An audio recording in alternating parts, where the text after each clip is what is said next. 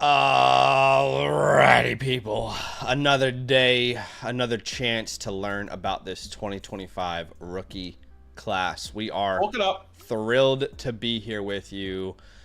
And look, there's potential for 2 mock drafts today. There's potential for maybe even 3. I mean, we'll see how the day goes. You're going to have a chance to get into one, and we've got a very exciting 7-round mock draft from our new intern. No, I'm kidding. For legal reasons, that's a joke.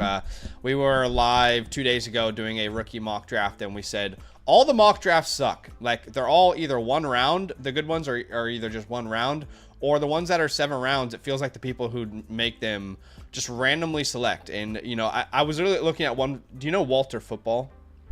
Great site. 100%. I looked at one, and in the first 2 rounds, there's like 4 players that have already decided to return to college, and it was just released today. I'm like, does anyone care about the mock drafts they release? So, we've got someone doing it for us now. Shout out to Sammy Stacks. I'm excited to look at this with you guys, but we appreciate you for being here with us. Ben's in the building. Wesley's in the building. Styles in the building. Legend says, how deep is this class overall? I have 3/3, and I'm wondering if I should just use 2 of them to move up into the late second. I don't think it's very deep outside of running back. So outside of that position, I'd say it's not the deepest class. And yeah. I definitely would be looking to move up, which is the opposite of what we said last year. What's up, Purple Monkey? What's up, Kevin? What's up, Ryan? Ryan has a great question. He says, if Jeremiah Smith came out, where would he be the 101? Yes, undoubtedly for me, he'd be the 101. You look at freshman seasons all time, that's one of the best freshman seasons all time. And also I've only watched like a couple games, but from a film perspective, this guy looks like a better prospect than Marvin pretty easily. Yeah, at this point.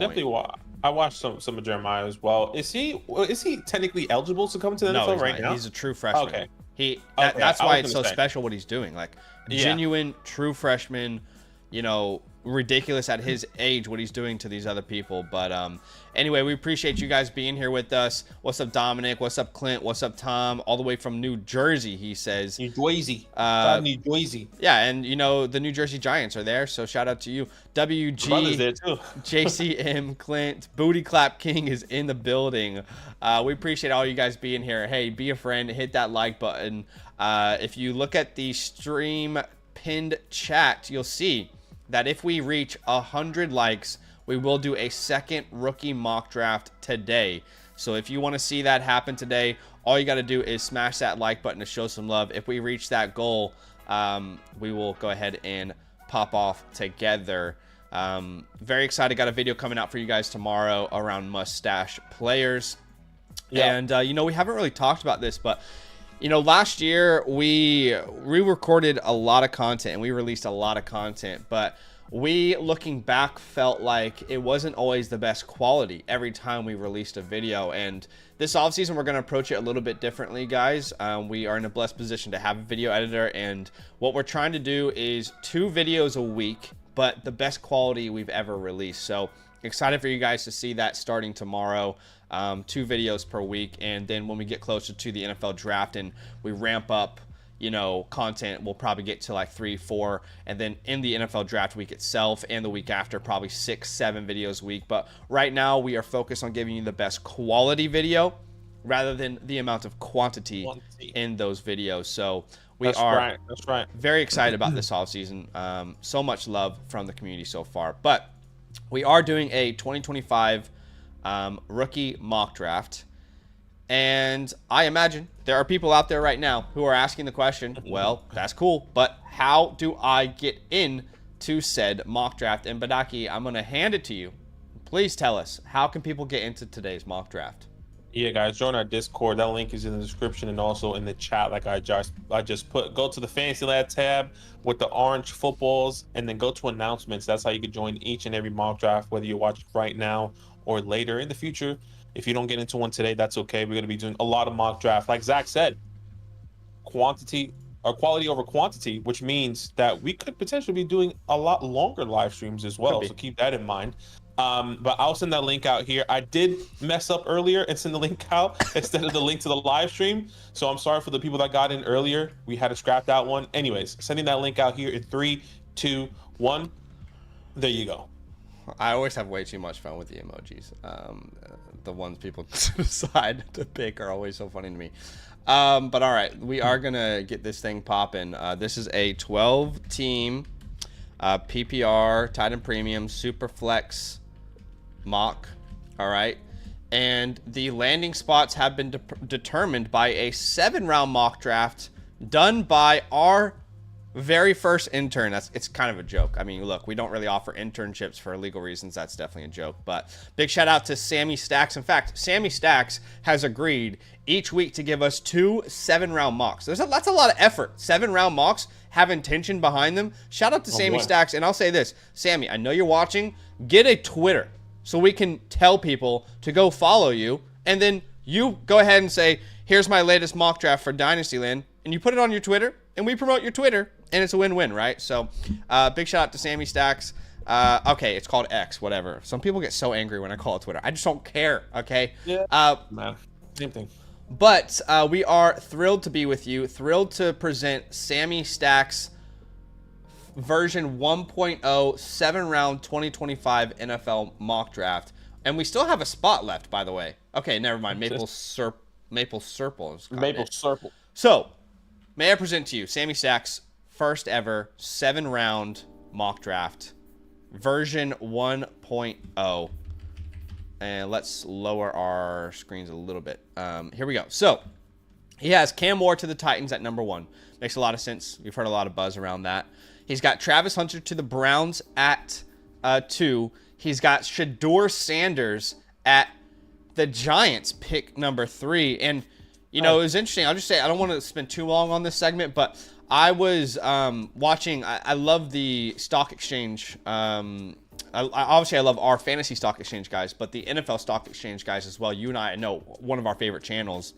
And I was, now that I've finished a lot of my scouting, I'm always curious to hear other people's opinions.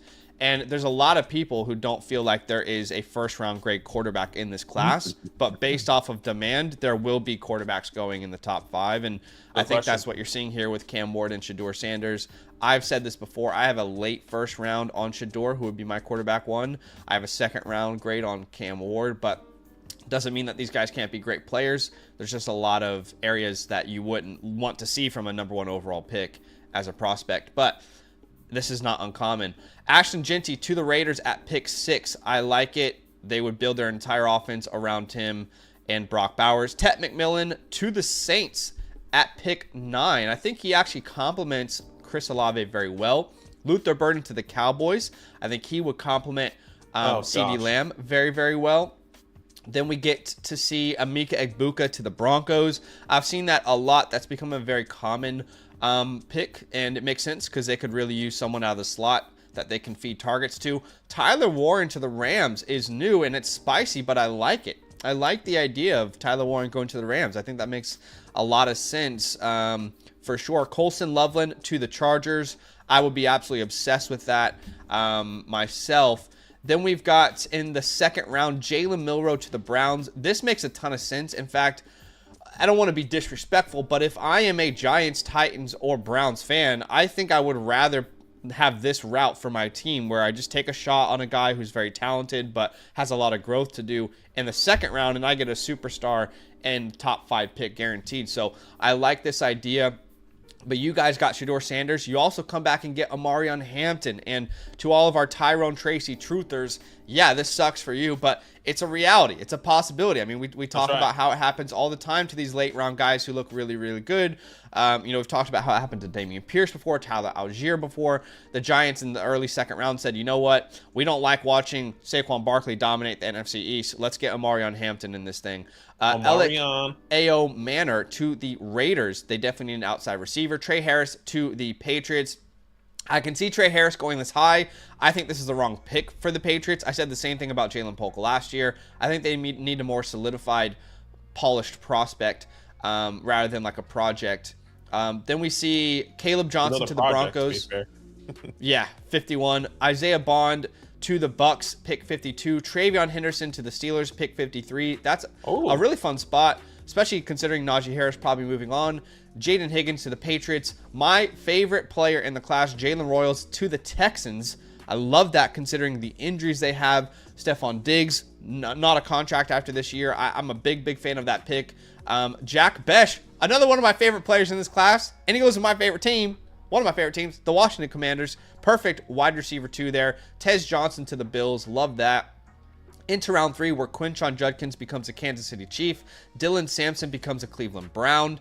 Xavier Restrepo to the Jags. Cam Scadaboo to the Bears. And I think this makes a ton of sense because he would instantly become the first and second down back. And DeAndre Swift would be reverted to this Rachaad White third down type of role on that team, which is where he should be. That's what he should be doing. That's a fun thing to think about.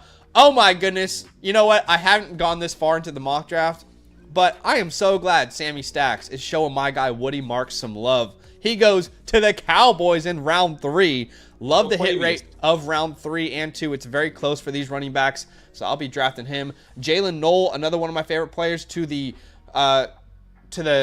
Cardinals, and I think that's a perfect fit, actually. Harold Fannin Jr. goes to round 3 to the Colts. A great player. I'm starting to rise on him a little bit myself. Nick Singleton to the Bengals to complement, obviously Chase Brown there. Jackson Dart, the Steelers throw a dart in round 3. DJ Giddens, another player I love, into a spot that needs running back, the Chargers in round 3. Savion Williams to the Eagles. Torrey Horton to the Jets. Devin Neal to the perfect landing spot with the Minnesota Vikings. We get Pat Bryant to the Dolphins. Then in round 4, Ty Felton to the Titans. Carson Beck to the Raiders. Mason Taylor to the Saints. Bashul Tutin is going to complement JT in Indy. Quinn Ewers is a 4th-round pick to the Rams. Gunnar Helm to the Texans. Let's see here. We've also got Caden Prather to the Lions. Kyron Lacey to your Giants. Ja'Cory Brooks to the Ravens, where we send wide receivers to die.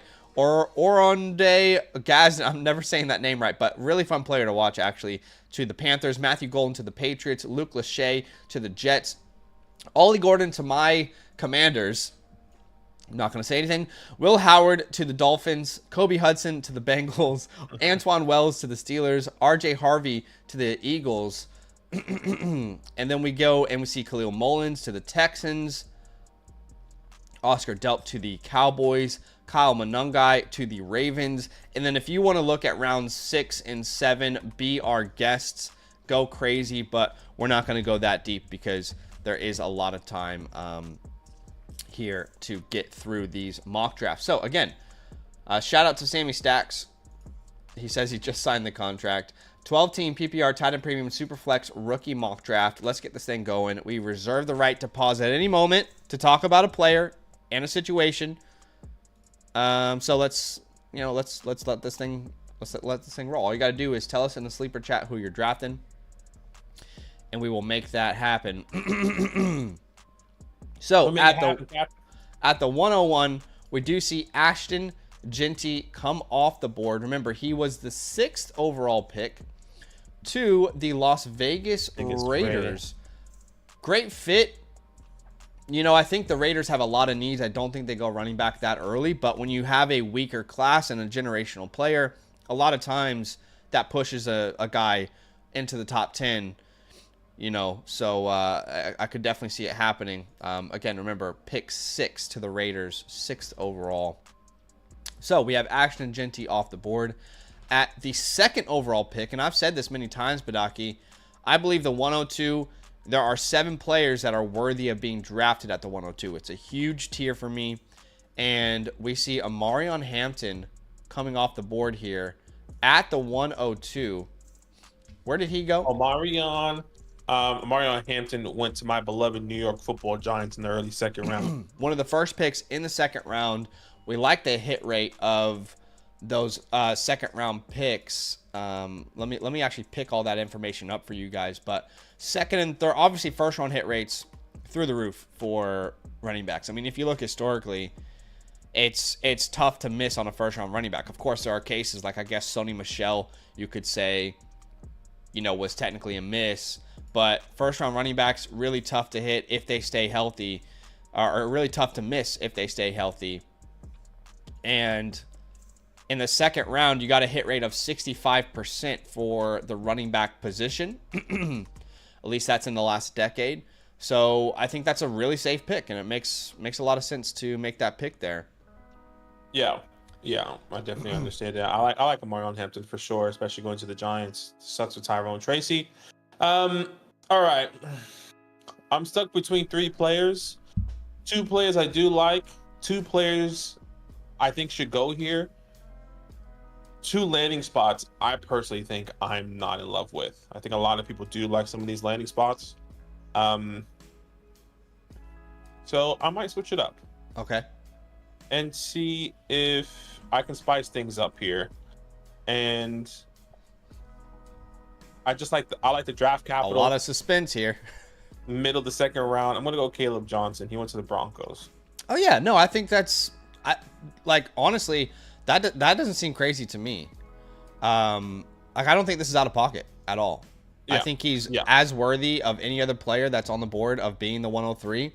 You know, you could even make a narrative for him to be the 102 if you prefer him as a prospect. I do prefer Omarion slightly. They're in the same tier for me. So I like the move, man. I really do. Yeah. I think I know a lot of people like some of these wide receivers, and we'll see where these wide receivers go. Obviously, you probably know who I'm talking about. Yeah. I'm just not in love with the landing spot. And you obviously, situations and some of these things. But not you specifically, but we'll see what happens here at the 104. If you want a hot take, this has got to be the hot take people were looking for. Tyler Warren comes off the board as the 104. Oh boy. I really like Tyler Warren. I wouldn't have taken him here. It's a little high for me, but I really like him. I think, look, the great part about this mock draft that Sammy has given us here is that, you really can play through different scenarios in your head and think of the realism of the mock, because let's be 100% transparent. Everyone loves Ted McMillan. From obviously we've talked about this, but no one likes him going to the Saints. So there's a realism to this, because that happens all the time in the NFL. You picture in your mind him going to the Patriots, and you're like, that's the perfect fit. It's going to happen. It's locked and loaded. And that's not how the NFL draft works. So I liked that, Sammy switched it up here and put the Saints as the landing spot for Tet, because it's a realistic outcome. It's possible that this is what happens. There are some groups of circles of scouts and GMs who believe Tet's a top 5 pick. There's others who believe he's more late first round pick. So, there's a wide range of outcomes here. There is no Marvin. There is no Malik Neighbors in this class. Well, I would argue that's Travis Hunter if he actually played wide receiver, but, sure. But yeah, so I like the realism of this mock in the sense of it's not all perfect landing spots. Now, we did see Tyler Warren come off the board. He went to the Rams late first round. I like Tyler Warren a lot. I really, really, really do. But I think it's maybe 4 picks too high for me considering the other options that are available now. I would just even consider another tight end that also went in the first round over this, just based off landing spot, not off talent. Yeah, based off landing spot. Because I'm not in love with the Rams landing spot personally. I know he has Matthew Stafford. Well, Luka, I think you could paint the picture if Cooper Kupp moves on. But here at the 105, we see our first quarterback come off the board. That is Shedeur Sanders. I've said this before, and people hate it when you don't. It's strange. Like when you're realistic with a comp, people hate it.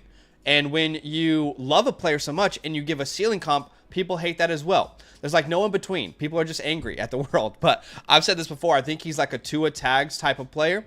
He's a middle of the pack starting quarterback. He'd be a great quarterback too for Dynasty football Superflex leagues. But I don't think Shedeur Sanders is going to change the face of Dynasty football like Jaden Daniels has, or this 2024 class has as a whole. So my comp for Shedeur is like the Tua Tags of the world. Middle of the pack starter, great quarterback too, can have some great games, but I don't believe he's going to transform the face of Dynasty football. He's not going to be this rushing threat for sure. But he comes off the board there. I think that's a realistic comp. People are telling me he's Joe Burrow, Badaki, and I don't see Joe Burrow. I hope he's Joe Burrow for Giants' sake. As a Giants fan, please, I beg of you, please be Joe Burrow. Yeah, I mean, I don't see it, but I could be wrong. I want you to be wrong. I would love to be wrong for your sake as well. By the way, at the 106, we see another quarterback come off the board. That is Cam Ward.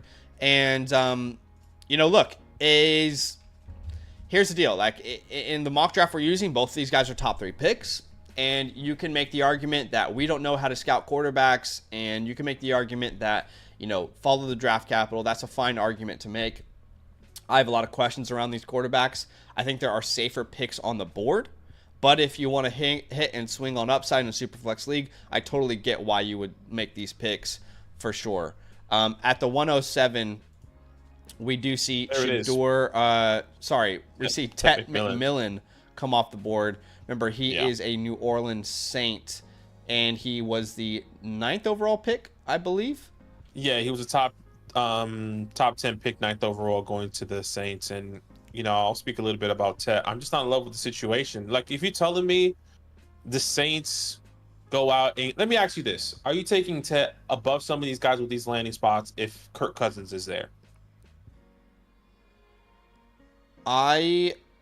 Because I think that changes the landscape significantly.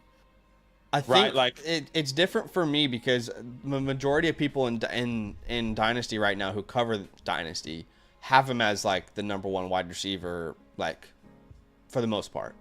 I don't see it that way. I see a clear tier of 3 options as the number 1 wide receiver in the class. Mm-hmm. So for me, even if you went there and Kirk Cousins was there, I wouldn't like automatically have him as my wide receiver 1 in the class. Sure. Yes. It's not a downgrade on him. It's just I like other players more than other people do right now. No, 100%. And I think that's where it's just difficult to view and to understand what's going to happen with Ted. Because now this is the second question: do you value and think Ted is a better prospect than Chris Olave? Because then it's like, is he going to be the wide receiver 1 or is he going to be the wide receiver 2? No matter who the quarterback is. I liked Chris Olave more as a prospect. He had a higher grade, but Tet has the mold of a true alpha number 1. Yeah. So this is why I'm not in love with the landing spot, because I do believe Olave is more talented. At least for me, I had a higher grade, more talented. I think he could be the number 1 alpha there still with the right quarterback play. I'm just not in love with this landing spot and what that situation is going to look like for the next 2 years. Sure. Yeah. I mean, I like, personally, I would have taken Tet over the quarterbacks. I feel like he's a safer pick than the quarterbacks for sure. But in this situation, this world that we're living in, I am going to go ahead and grab who is currently my number 1 wide receiver in this class. That is Luther Burden. He goes to the Dallas Cowboys with the 12th overall pick. So you can see here, where was he? Yes, 12th overall to the Dallas Cowboys. I think he's the perfect complement to CeeDee Lamb. And it's funny because you have 2 guys that, no, I'm not going to say Luther Burden's the level of a CeeDee Lamb prospect. That's here, not, don't make something come out of my mouth that I'm not saying. What I am saying is that the way they could be deployed in the NFL is similar. A lot of inside-outside usage. A lot of people think Luther Burden is a slot-only guy. I don't feel that way at all in myself. I think if you watch this film, you'll definitely see a player that can play outside. But I think it's a perfect offense to be a part of. Top 15 draft capital, an offense that loves to pass the ball, and offense that desperately needs someone outside of CeeDee Lamb. Both of these guys can thrive. Obviously, CeeDee is your number 1, but I'm a big fan of this pick here at the 108 to land Luther Burden, who I believe is in the same tier as Tet. In my grades, at least, I'll take him off the board here. I think he's in a far superior situation as well. Yeah, this was the second player I think there's 2 different ways you can see this, because I've seen so many, at least for the past couple of years, we've seen guys that we think could be wide receiver 1s end up being just a low-end wide receiver 2 or high-end wide receiver 2, which is probably what we need in fantasy more, right? Because, we've seen the Jordan Addisons go to Justin Jefferson. We've seen Devonta Smith try to be the number 1, and then AJ Brown comes in. What is this role for Luther Burden going to look like? A solid wide receiver 2. He will never be the wide receiver 1 on this team. I think his usage, though, makes me less scared about the amount of targets he could see per game compared to an Addison. Like, yes, Addison late second half of the season got a lot of targets, but I believe in that offense, the way they deploy that offense and him working in and out of the slot, I think you could see a lot more manufactured touches for him. he worries me less as this number 2 that people keep claiming, he has to be, which I've heard a lot, which I get. By the way, Emeka Egbuka comes off the board next. He went to the Denver Broncos in the first round. So he comes off the board here. Great prospect himself. It's very easy to bet on an Ohio State wide receiver. It's not a hard thing to do. Look at how many of them are successful in the NFL, the Brian Hartline effect, if you will. I don't think Egbuka is as good of a prospect as JSN was. That's my personal opinion. I'm not sold that he 100% is a first round pick. I think he could be, but I wouldn't like lock it in. Like if you're like betting on things right now for the NFL draft and trying to put like your futures in or whatever, I don't think he's a lock to be a first round pick. I think it's definitely a possibility, but I think it's more of a 50-50 rather than like a 70% chance he goes in the first round. I could easily see him being an early second round pick. Like where Lad McConkey went last year, for example. Yeah, go to the Giants. Maybe we take Shedeur Sanders and then Emeka falls to the second round. There you go. I love you, Wandale, but thank you for your service. Yeah, there you go. That could make a lot of sense. So Egbuka does come off the board at the 110. I think this is maybe my favorite pick in the first round so far. And the way this mock is set up, there is a lot of value at the end of the first round. Not every mock we're using right now is set up this way. But for TreVeyon Henderson to come off the board at the 110, I probably would have taken TreVeyon ahead of Egbuka if Burden was already gone. He lands to the Pittsburgh Steelers. Like we said earlier, there's a 65% hit rate on second round running backs, and that is where TreVeyon ended up going. Again, in the second round, he goes to your Pittsburgh Steelers, who, by the way, obviously didn't pick up the fifth-year option for TreVeyon, for Najee Harris. So TreVeyon comes in, probably the RB1 in an offense that likes to run the ball, that likes to target its running backs. And I really, really like this fit. And to me, at least, that's the steal of the draft so far at the 110 for JPRE. At the 111, another name that I really love, and I think this is where, to me, Warren and Loveland should not be very far apart in rookie drafts at all. 100%. And I think this is properly valuing Loveland. I have no problem taking these guys in the first round.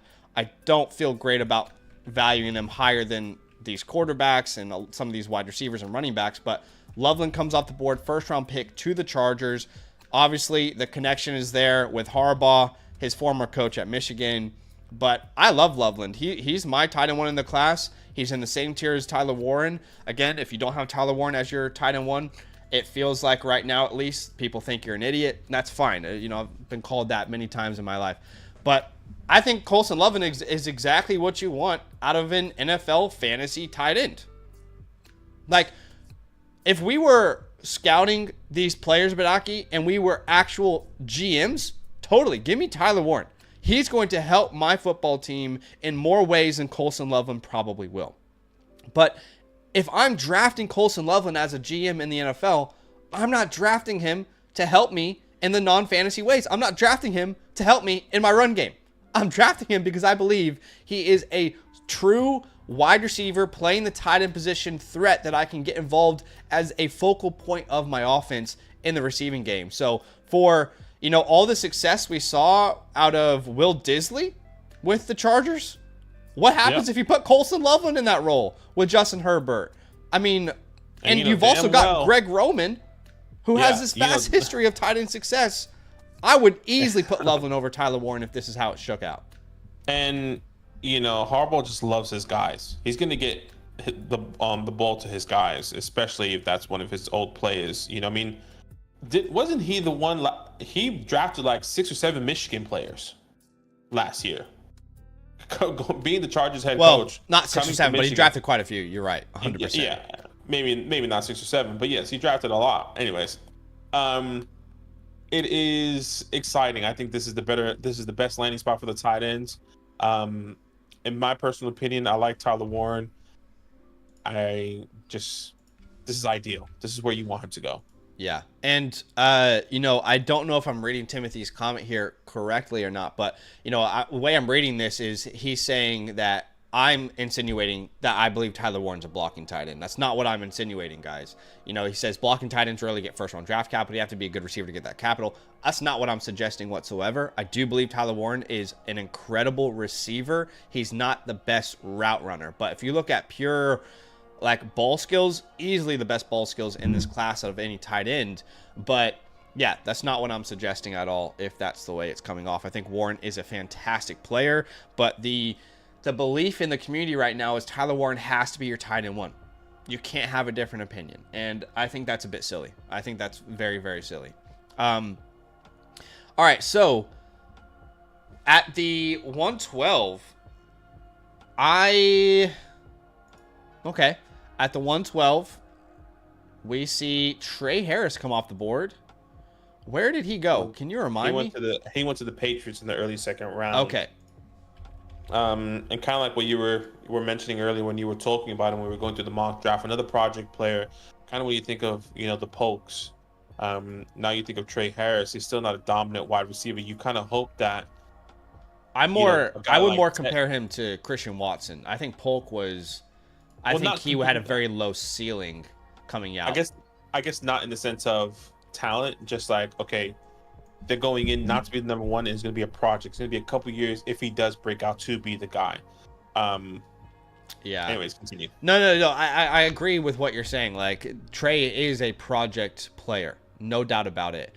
My opinion on Polk coming out was that he had a very low floor, or a low ceiling. Like, fine floor but a low ceiling. I didn't think there was like this untapped potential to his game.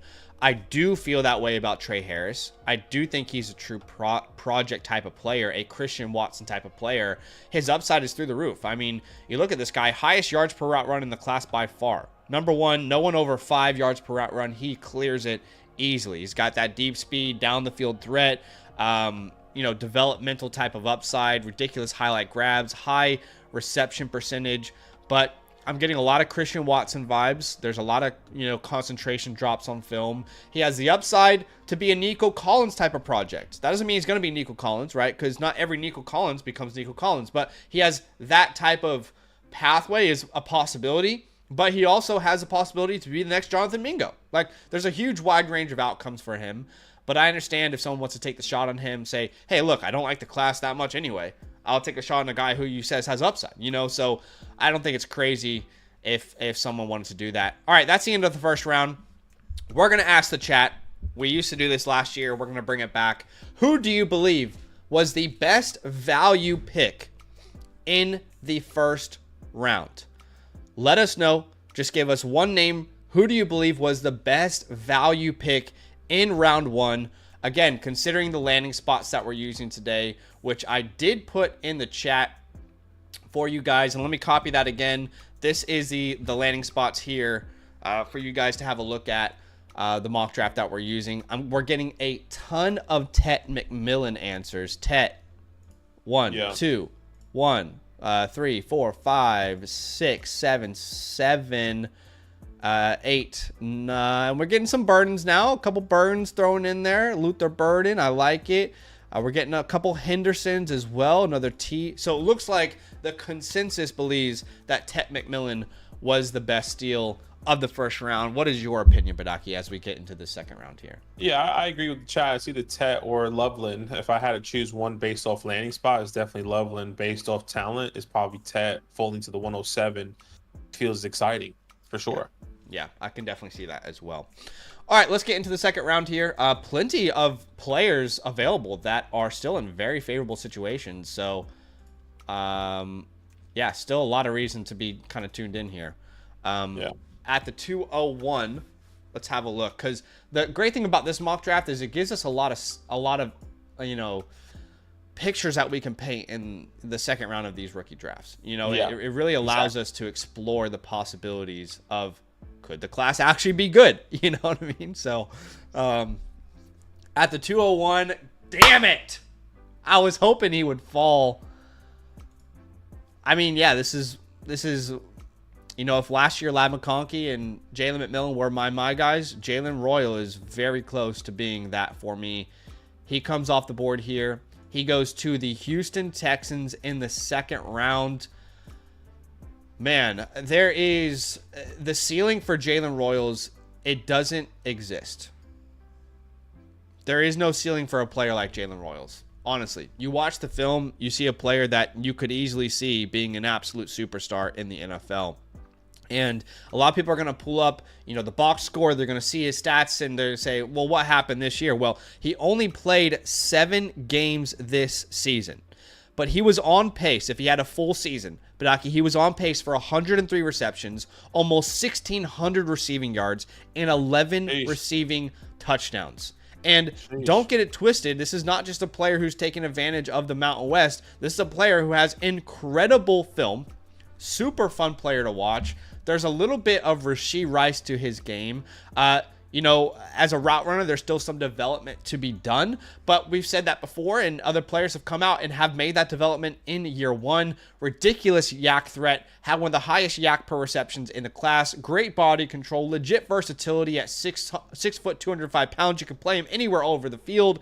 Has that type of body you want in the modern day NFL. Badaki, we are more obsessed today with the 5'11", 200-pound wide receiver than we ever have been. Right? He's 6 foot 205.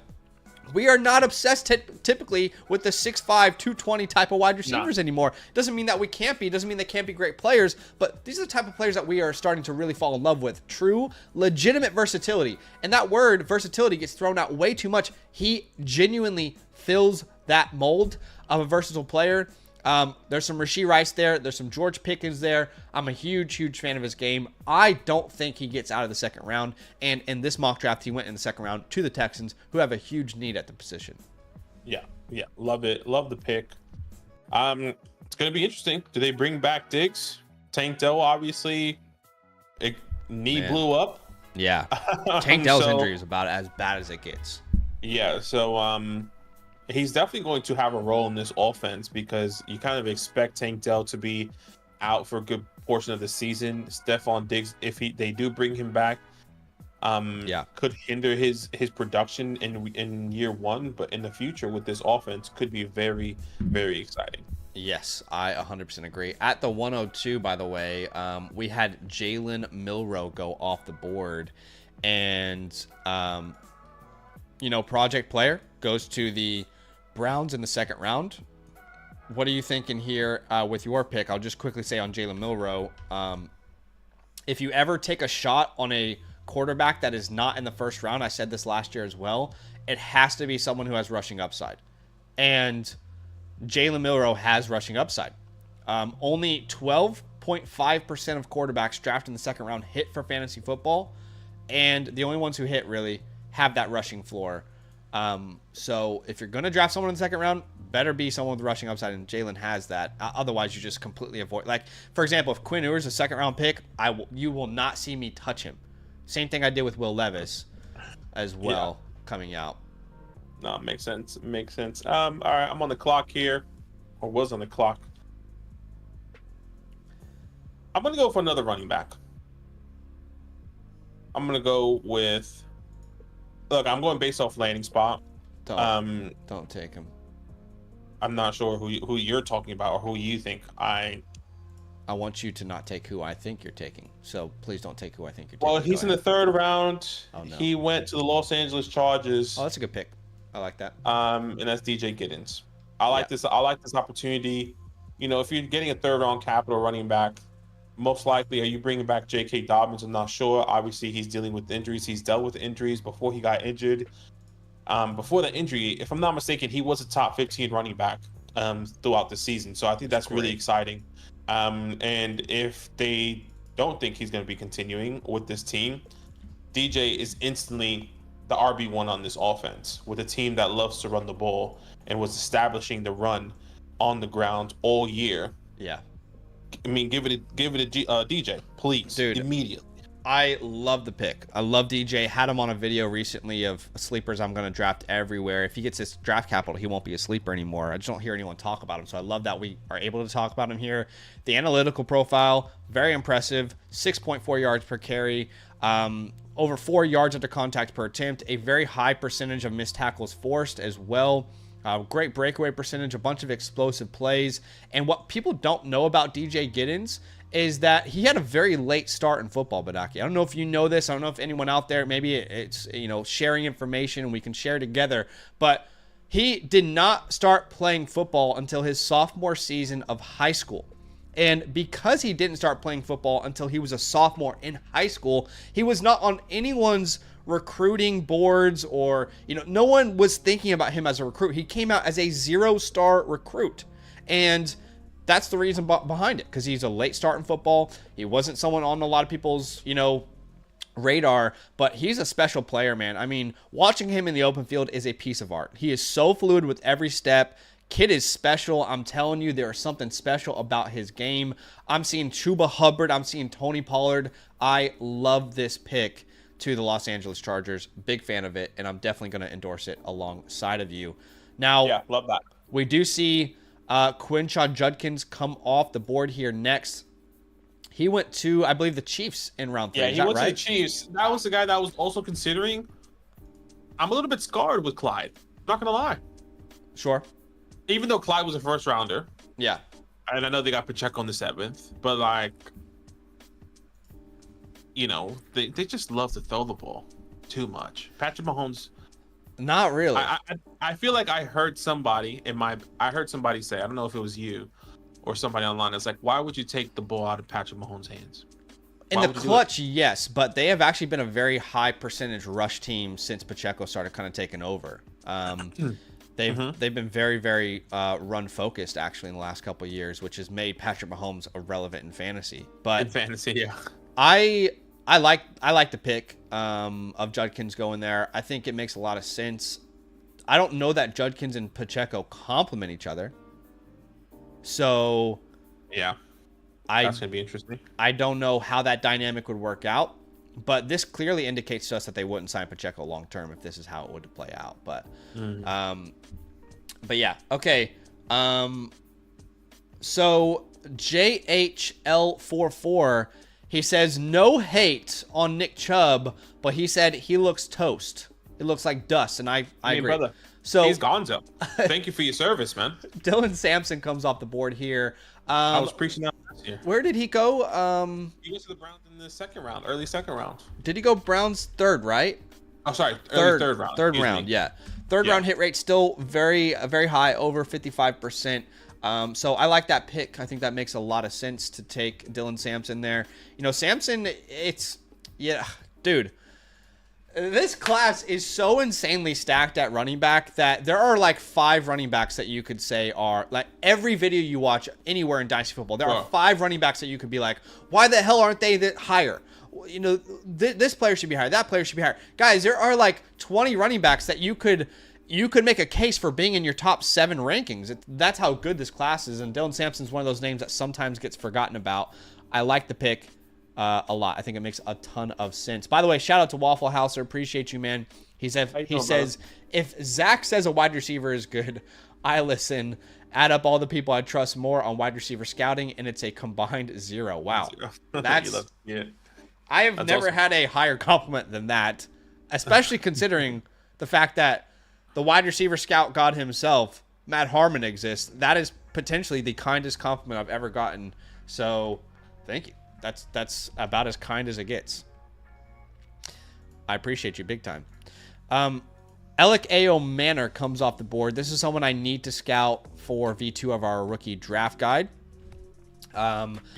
So I don't have much to say outside of the one thing everyone will talk about with Alec is how he dominated Travis Hunter in the year 2023. So if you want to go watch that film, it's true. He I think it was like 250 yards and 2 touchdowns or something. It was insane. So yeah.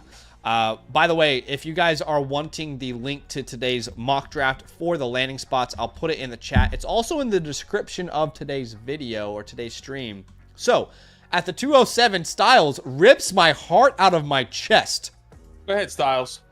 And classic Styles right before. It is classic Styles. He takes Jack Besh off the board, my wide receiver 6 in the class, who comes off the board as the wide receiver 7. Goes to my Commanders. Is that second round draft capital he got? Is that right? It was, yeah. It was second round, yes. Love Jack Besh. Such a huge fan of his game.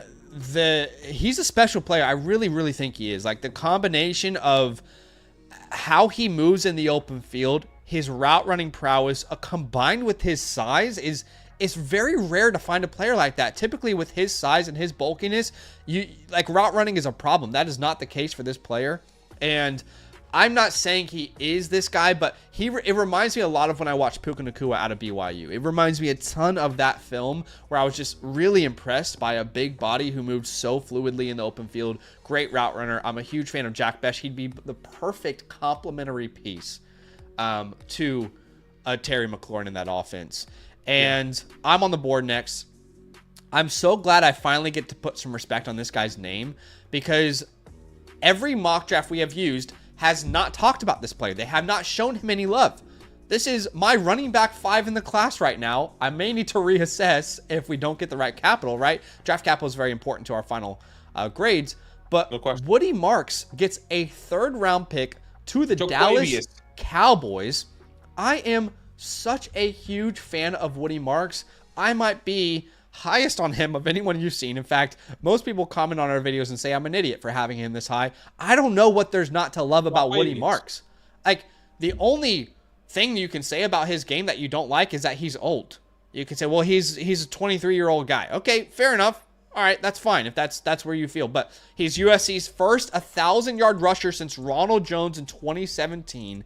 The explosive, dynamic creativity combo this guy has is genuinely ridiculous. Like, quick, purposeful feet allows him to navigate through that offensive line with ease. It's like left to right in a flash. I can make you miss with my mind, by the way. There's a mind to feet meld. And by the way, if you're looking for the next great receiving running back in the NFL, 84.8% of his snaps, he was running a receiving route at USC. By far the highest percentage I've ever heard of any prospect. He can make your man miss in the open field. He had a season at Mississippi State as a sophomore with 83 receptions, 500 receiving yards, and 3 receiving touchdowns. This year he comes out and has 43 receptions again. He has over 250 receptions in his career. That's unheard of. Like, honestly, go look at any player in the NFL today, any running back in the NFL today. None of them are going to have that kind of reception profile. It's not even close. I see a ton of David Johnson as a ceiling. I'm not going to say that's the outcome. That's like the highest ceiling outcome that could happen here is a David Johnson type of player. I think Rachaad White, Tyrone Tracy is a more realistic comp, but I love this player, man. I don't know why people don't love him. He's the only player in college football, the only running back in college football to dominate Penn State's defense. Find me another running back this year that has dominated Penn State. I mean, I love Ashton Jeanty. We just saw what Ashton Jeanty did versus Penn State. I don't know why people don't love Woody Marks. I really don't.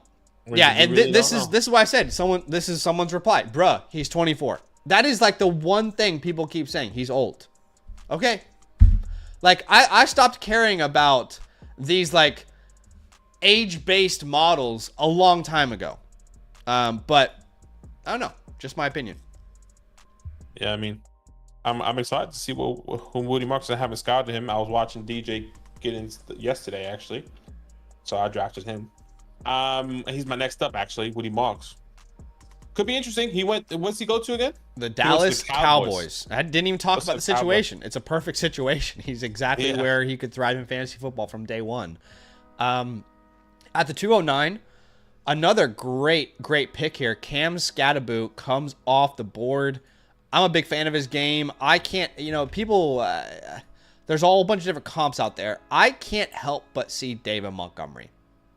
David Montgomery does not have long home run hitting speed, but he will break the defense down touch by touch, carry by carry. He'll get you 4.3 to 4.5 yards per clip, and he's going to make the entire defense hit the ice tub afterwards. by the way that he attacks your defense. So I love his vision. It's very special.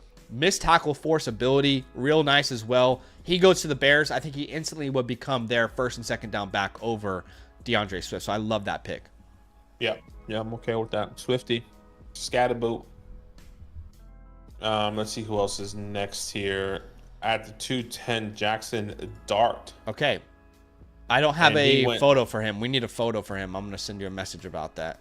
Yeah, he went to the Steelers in the 3rd round. So, we do have a pick of Jackson Dart off the board. You know, look, Dart's a really fun name right now to talk about. A lot of people are very high on him. He could be a pre-draft riser. I haven't scouted him just yet. He does go in the 3rd round, like Badaki said. He goes to the Pittsburgh Steelers. Like I've said, if you're going to take a shot on a quarterback in a rookie draft that isn't in the 1st round, they better have some rushing appeal. I don't see that with Jackson Dart. And do you want to know the hit rate for a 3rd round quarterback? It's not good. Well, actually, you have to unlock it in the rookie draft guide that we're going to be releasing in V2. So I'll give you an update. 0%. In the last decade, we have not had a quarterback hit in the 3rd round at all. 0%.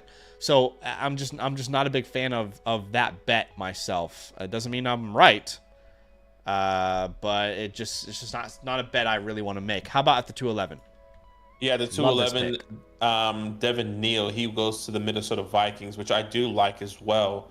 Aaron Jones on a 1-year contract. Does he come back? Obviously, they're bringing Cam Akers back, but Devin Neal, a pass-catching guy who we liked last year. I liked Devin Neal a lot. He was, a guy that can get mixy in between the tackles, a good pass-catching running back. And going into this offense, they like to pass the ball. Why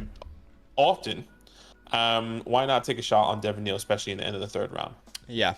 All right. I'm going to ask you guys the same question as Xavier Restrepo comes off the board here at the end of round 2.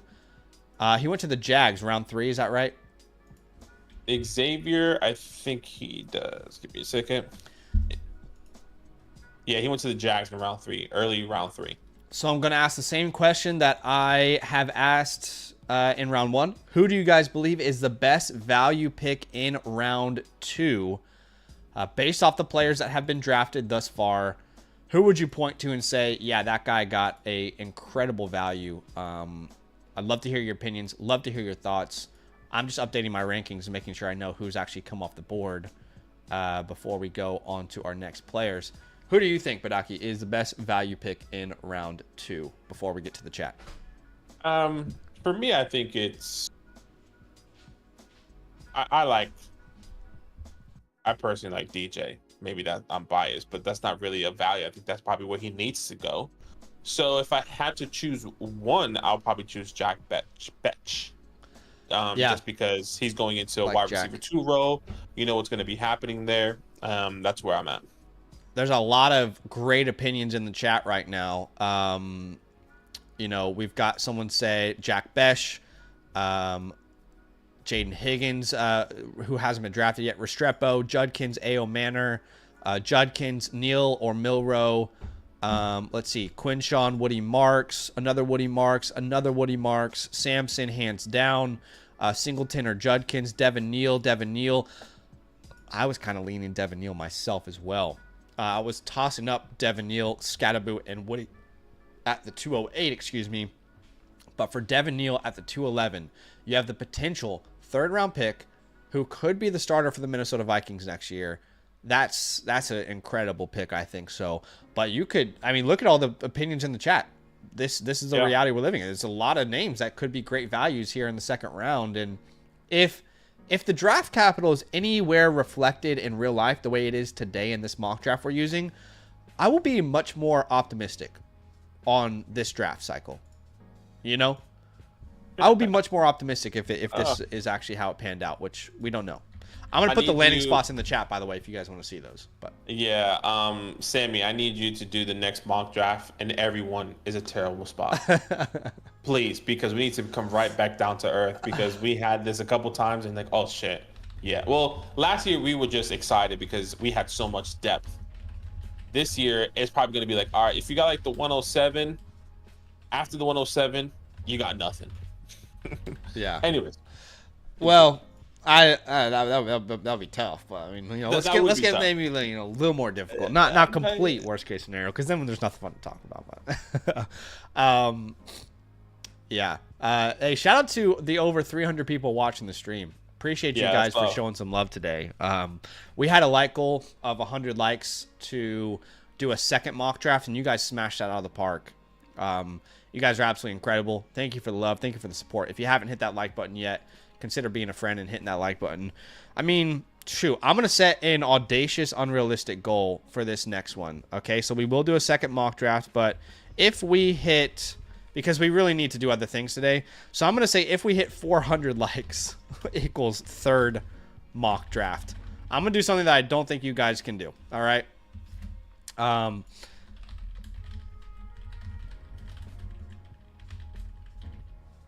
All right, so again, I've set a completely unrealistic goal because we really only have time for 2 mock drafts today. But if you guys somehow end up reaching 400 likes, then I'll honor it. I'll definitely honor it. All right, so with the first pick at the 301, I believe this is Jaden Higgins. Can you double check Jaden Higgins goes round 2? Yeah. He goes to the Carolina Panthers. That's what I was hoping to fall to me. Yep. Yeah, he goes to the Carolina Panthers in the middle of the second round, which is not a bad pick. Obviously, they need some opportunities there. He's able to get, which I think is going to continue to grow. Adam Thielen, what's that going to look like? I know Jalen Coker. I know you're a big Jalen Coker. You just released, or you might going to be releasing video about him, and he might be on that stash list there. So, yeah, Jaden Higgins is an interesting pick for me. Yeah, I honestly do like Jaden Higgins. I think my love for his teammate has maybe made people think that I don't like him. I really do. Sure. But I'm just a huge fan of his teammate as well. So, yeah, it'll be fun talking about those two guys all the way up until draft time. At the 302, we see a tight end come off the board, which has a ton of hype. The fan craze is at an all-time high for Harold Fannin Jr., who I believe set the record for missed tackles forced from a tight end. Someone correct me if I'm wrong, but I think that's the record he set. He's a very fun prospect to talk about. If someone views him and values him as a true receiving piece of their offense, I will value him much higher in my rankings. Tough to value right now, but I really, really like this player a lot. But you're on the clock here. By the way, Shrimpy says, who are you guys in the draft? I am the 108. Badaki is the 103. Yeah. All right. 2 people here I'm contemplating. I might continue the running back route. Yep. Actually, you know what? Let's go wide receiver. Okay. Let's go wide receiver here. I'm not in love with the landing spot, but let's talk about it. Actually, I'm indifferent about the landing spot, and that's Tez Johnson. Okay. He goes to the Buffalo Bills in the late second round. Yeah. The reason why I'm indifferent about this landing spot is because where does he fit? Sure. Right? I think Shakira, in my personal opinion, is the more I wouldn't say superior. He's their slot right now, for sure. He's established slot wide receiver in this offense. I do like Tez. Do they get mixed up? Do they play more 2 slot wide receivers on both sides? Whatever the case may be. But maybe they get creative with Tez. Yeah. All right. That makes sense. We at the 304, I agree, by the way. It's tough to understand his role in that offense with the amount of non-alphas and options all over the board. So I can definitely see the concern there. Isaiah Bond comes off the board next here at the 304. And at the 304, did he? Yeah, he went to the Bucks. He went to the Bucks second round, right? Yeah, second round. So obviously you guys know this. I'm a huge Jalen McMillan guy. If they bring back Godwin, it's just tough to really understand how Jalen McMillan's role is going to look like, let alone add another name into that mix. So That's a tougher one to really digest, I'd say. But How do you feel about that? What are your chances of them bringing back Godwin? Because I feel like it's a really high chance, which would suck for McMillan. I don't know, to be honest, because it's not like the injury that Godwin sustained is a common injury that we see wide receivers come back from. It's not an ACL. Like, No, his but it's foot not was as in a bad as different an area ACL. code to his leg. So I don't know what that recovery process looks like or how much that hurts his game. Like, I love Godwin. I had him in the Flock League, was a big fan of him, but I'm not so sure that he is ever the same player. ACL wouldn't worry me, but I think it when would you're worry making me those because it quick, was the second one, but like this is a completely different injury that he sustained, if that makes sense. yeah. So because the ankle is in a different area code, right? I mean, it was like a broken ankle, wasn't it? So I don't know that when you're so reliant on your ankles and your lower body and as a route runner, I'm just not 100% sure he's ever going to be the same player. So Yeah. if they bring him back, I wouldn't advise them. I'm not a GM, but I wouldn't advise them to pay the money he probably wants. Does that mean he goes somewhere else? Does a different team pay him? Do the Panthers pay up for him because they're desperate? You know, but I'm worried, and I love the guy, but I'm worried that his best ball is probably behind him. That's my overall thoughts on it. And when you have an emerging star on your hands, like Jalen McMillan, I don't know that you want to stop that train from rolling. I wonder if it's going to depend on how far they get into the playoffs and how how he's going to make an impact. Sorry, they're already in the playoffs, excuse me. How much of an impact he's going to make in the playoffs. Because if he balls out in the playoffs and establishes himself, then you know what? I believe he's already done that in the regular season. Okay. I believe he's already made his mark. I mean, if you look at week 15 onwards, like a 5-stretch game, he's like a top 6 wide receiver in fantasy. Mm-hmm.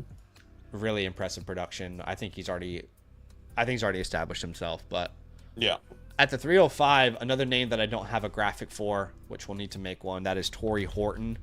I actually really love Torrey Horton. Horton Here's a Who. He, was another one of these guys where if you want to talk about his upside, you watch the game versus Travis Hunter in 2023. And he was dominant and he was reliable, but he has this undisclosed injury that hurt his season. I don't know anything about it, and I don't really know what to say about Torrey Horton at this point. At the 306, I'm not the biggest fan of this player, but I do think this was a pretty big value. Nick Singleton comes off the board. This is the guy who I was contemplating and over Tez. Now, with Chase Brown here, this is technically a higher value than Chase Brown. Correct me if I'm wrong. I think Chase Brown was a 4th-round draft pick. Yeah, where did he go? Sorry, he went 3rd to who? He went 3rd to the Bengals. 3rd to the Bengals. Yeah. Chase Brown was a 5th-round pick. Yeah, he was late. But like even then, I'm not necessarily sure I'm scared of Nick Singleton because they have two completely different play styles. Yeah. Do you get what I'm saying? Like Nick Singleton is more of like the big bulldozer type of guy that he's going to come in and maybe he's the goal line guy. With Chase Brown feels like he's established in the passing game. Nick Singleton doesn't scare me as much as a lot of these other guys would. For Chase Brown, but I do think he has the upside to take over the backfield. I just don't know that. There's just freshman year was so consistent, and it hasn't been consistent like that until the college football playoffs and the Big Ten championship. And he has been in the postseason, but we'll have to keep following it. At the 307, Pat Bryant comes off the board. I don't have a photo for him. He goes to the Dolphins, if I'm not mistaken. But yeah, I don't have a photo of him, so we'll need to add Pat Bryant. I believe he's out of Illinois. I'm not going to get on my high horse again. You're there already. I don't understand, dude. I don't understand. Just go up. Bro, like, I get we're all worried. I understand we're all worried. Guys, we are at the 308, and we're throwing darts at the board right now. We're at the 308. We're throwing darts at the board.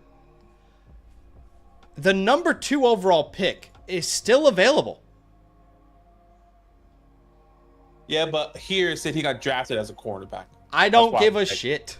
That's why I at the 308. Well, you're not going to draft him. He says, I'm declaring as a cornerback to the NFL. That's you're going to give a shit then. Of course, if he actually comes out and says, I am strictly only a cornerback, I will change my opinion of him. But at the 308, I'm throwing a dart at the board, and Travis Hunter is available?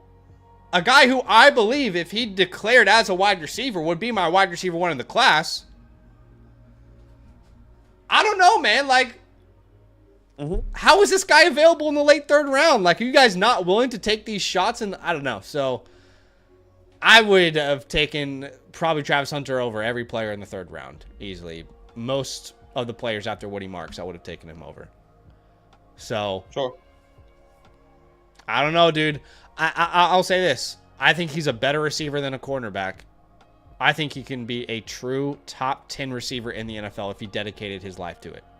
If he's not going 50-50 back and forth, I've said it before, I'll say it again.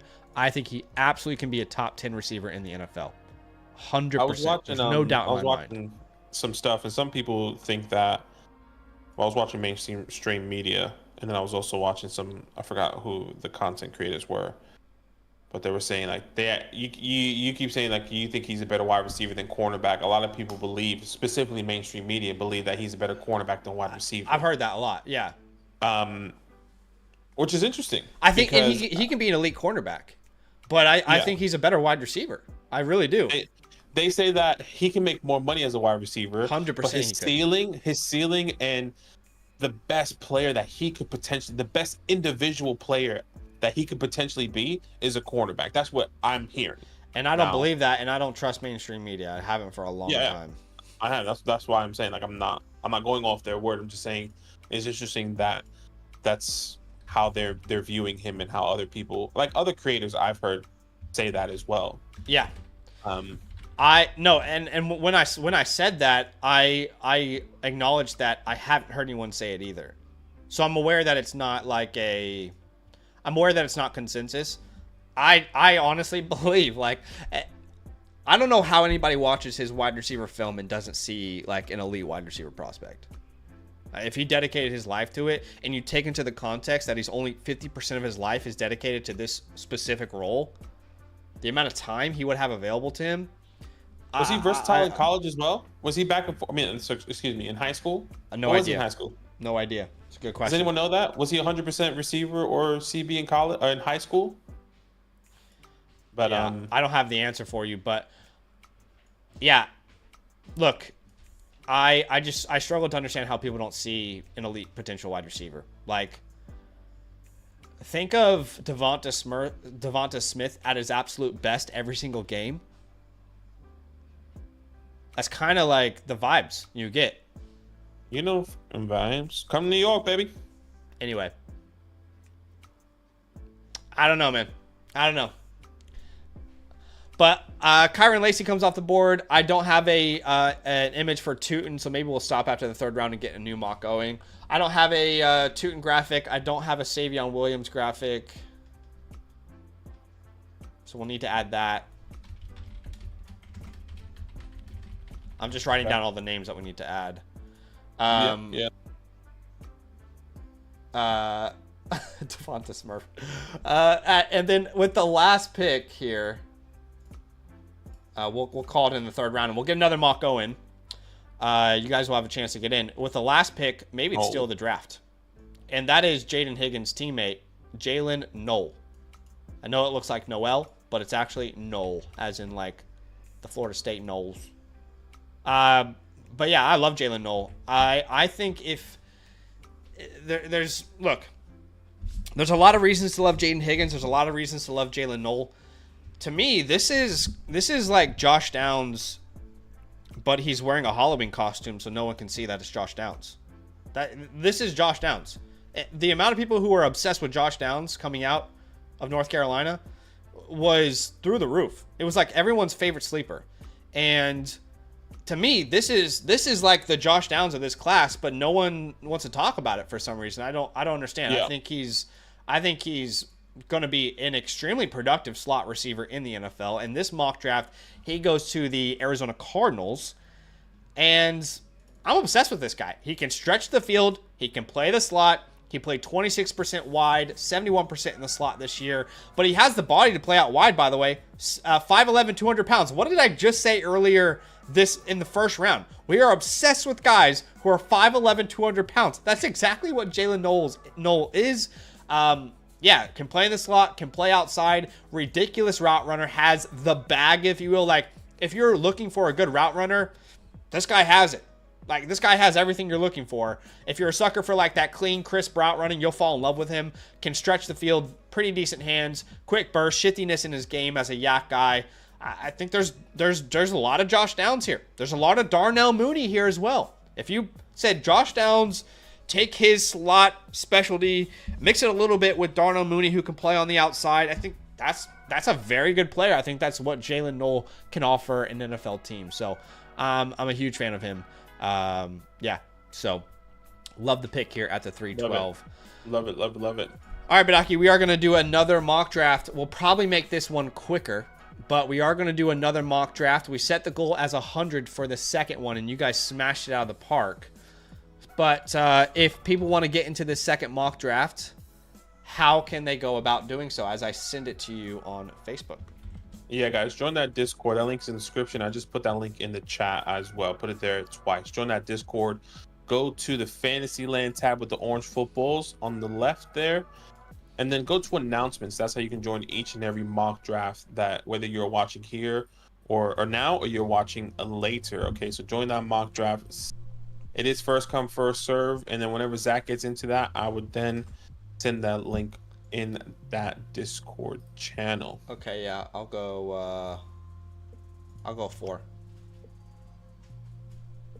Okay, let's send that link out. 3, 2, 1. There you go. That is the new link to the mock draft. And we'll use the same landing spots, by the way. We won't go as in-depth this time because we've already had very in-depth conversations on most of the players in this mock. But in case you guys missed it, we are using the mock from Sammy Stacks. Sammy, if you're listening, create a Twitter. DM us the name, and every time, we'll help you build a following as well.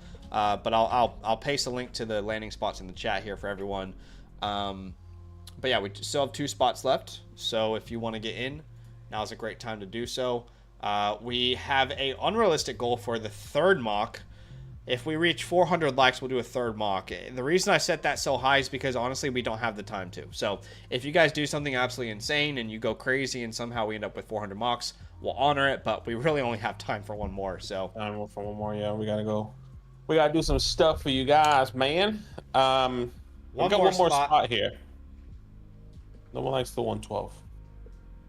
And I get it. I'll take the 112 if people need. No one likes it. All right.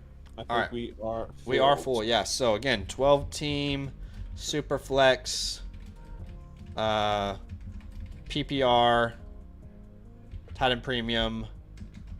This will be a lightning mock, less talk, quicker actions. Okay, here we go. In 3, 2, 1. In fact, I'll change the settings to 60 seconds as well. So, at the 101, who do we get off the board here? Genty, of course. Ashton Genty. No surprise there. He comes off the board, goes to the Raiders with the 6th overall pick. We talked about it earlier. They would build their entire offense around Genty and Bowers. It would be that combo for these guys. At the 102, we see Caleb Johnson come off the board. Nice. Which you took at the 103 last time, if I'm not mistaken. Yeah, I took at the 103, exactly. And he went to... Caleb Johnson went to the Broncos in the middle of the second round. Second round pick, good hit rate. We like it, great player. Caleb Johnson comes off the board. Slim Pickens at the 103 is up on the board here. And we'll see what he does. See what he does, because a couple options, a couple ways I could see this going. Yeah, he's typing here. Could be Tet McMillan. Okay, so Tet McMillan comes off the board. Remember, Tet goes to the Saints. Yeah. With top 9 pick. Which tough landing spot. Tough landing spot. You know, we're already worried about Chris Olave producing with Derek Carr. What would his rookie year look like? I don't even know the answer to that, honestly. Gosh, that would just be terrible. You're on the clock here. I am on the clock here, and given that he was the second pick in the second round, given that he's my RB2 in the class, given that I've said he's worthy of the 102 if the right situation pans out, love the draft capital, almost a first round pick, love the player. We're gonna grab Omarion Hampton here. Where is he? Omarion, who was the 102 last time we did this, but now he ends up as the 104 for me. So I'm gonna take him off the board. Big fan of his game. I think he's got a complete profile. James Conner. I see a lot of James Conner in his game. Big fan of him. At the 105, we see Luther Burden come off the board, who went to the Dallas Cowboys. Perfect fit alongside CeeDee Lamb. A lot of versatility with that group if you had a Luther Burden there. I mean, they've needed a wide receiver too, literally since they let Amari Cooper go. Oh my gosh. Literally. It's been the same thing. Since Amari Cooper left, they've had a huge lead. I actually don't remember who was a wide receiver 2 on that offense. Like, well, I think they always had like a wide receiver 1, and then just in the history. No, yeah, I know. I mean, like, is it Cooks recently? I don't know. Like, yeah, just they always had that wide receiver 1 and that RB 1, and like it was just like whoever gets the ball next, sure, you know. Yeah. Like, all right, well. Look, I love this player. A lot of people, you know, I always love when people see a player similar to me. But I can't say I would take him this high. But Jalen Royals does come off the board at the 106. You know, I don't love this quarterback class. But I couldn't take Jalen Royals over these guys who get these, you know, top 5 overall picks. I love Payson, putting some respect, though, on our guy Jalen Royals. So I'm a huge fan of the name, but I'm not sure I could take him this high. He'd have to be a first round pick for me to take him this high. You know, if he's a first round pick, let's have a conversation. But I like it. Let's have some fun. Cam Ward comes off the board next. He was the first overall pick, right? Yeah. To the Titans, and now you're on the board, and you get a chance to do something fun. You already know what it is. Shedeur Sanders going to my beloved New York Football Giants. If you don't know, I am a Giants fan, and I don't care if it's Cam. I don't care if it's Shedeur. I don't care if it's Jalen Milroe. I just want change, and this is good enough change for me. So good enough for Detroit, Jared Goff. Good enough for Detroit. I'll take him here at the 108. All right. So Shedeur comes off the board at the 108. Our 2 quarterbacks. Yeah, I mean, look, I don't think it's crazy for these guys to last this long. I feel like there's this year more than any beyond the 101 so much room for conversation. Yeah. Yeah. All right. The 109, we see Travion Henderson come off the board. Big fan of that. Second round pick to the Pittsburgh Steelers. Yeah. Huge value. Nice. Honestly, I guess like the Steelers have Jalen Warren, but they really haven't had like a true explosive home run hitting back since Le'Veon. And Le'Veon was more like an artist at it. He wasn't really like this home run hitter. I can't remember the last time they've had a back like Travion Henderson. It would be a really nice switch up for them. They've always had heavy hitters. Like Le'Veon, I feel like was a change in Pittsburgh, and then the rest was like, you know, all like we're gonna run it to your face on the ground, big body, 220 plus. Yeah, Jerome, you know, the bus, Bettis. Yeah, back in those days. So yeah, I like the pick. It would be, to be honest, you know, you think about the Steelers offense. Is there any player you can talk? I love George Pickens, but is there any player that you can point to and say that guy's explosive? we need to make sure we have a game plan around him. When's the last time they had a player like that on this offense? I don't think they've had a player like that in this offense since Antonio Brown. That's what I'm saying. Since AJ Brown, since Le'Veon Bell. Once again, they've always been really good on defense, and then Big Ben has always just led him to, like, no one was explosive besides AJ Brown. Antonio Brown. Which, weird. By the way, did you see? Whatever. Like, I don't think people have a problem with this. If they do, then whatever. Did you see the Cracker of the Year award? Yeah. Antonio Brown gave it to Shane Gillis. I thought that was hilarious. Actually, I find that offensive. Yeah. We have Toby Blur with no pick yet. We need a pick from Toby here. But Emeka Egbuka went off the board. Tyler Warren went off the board. Egbuka be a great, number 2 in Denver with Bo Nix. At the 112. All right. It's spicy. I like it.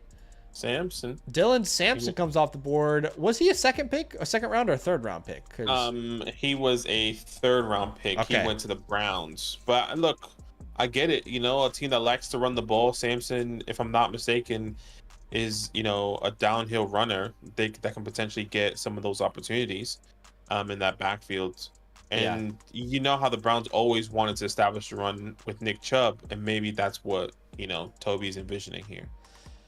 Yeah, I couldn't go a round 3 guy that high, but I do like the fit, and I love the player, so I can understand it for sure. And this is a fun process. This is why we do this, So Devin Neal comes off the board next. Remember, round 3 to the Vikings. So he goes up a little bit earlier in this mock. I'm a big fan of his game. He's a true artist, in my opinion. A true artist. In his craft. I find so much joy watching him play the game, so I like the pick a lot. Let's see who came off the board there at the 203. Slim Pickens. We'll wait on him. I got a couple guys I'm eyeing up here myself. Yeah, I'm trying to get my pick ready here as well.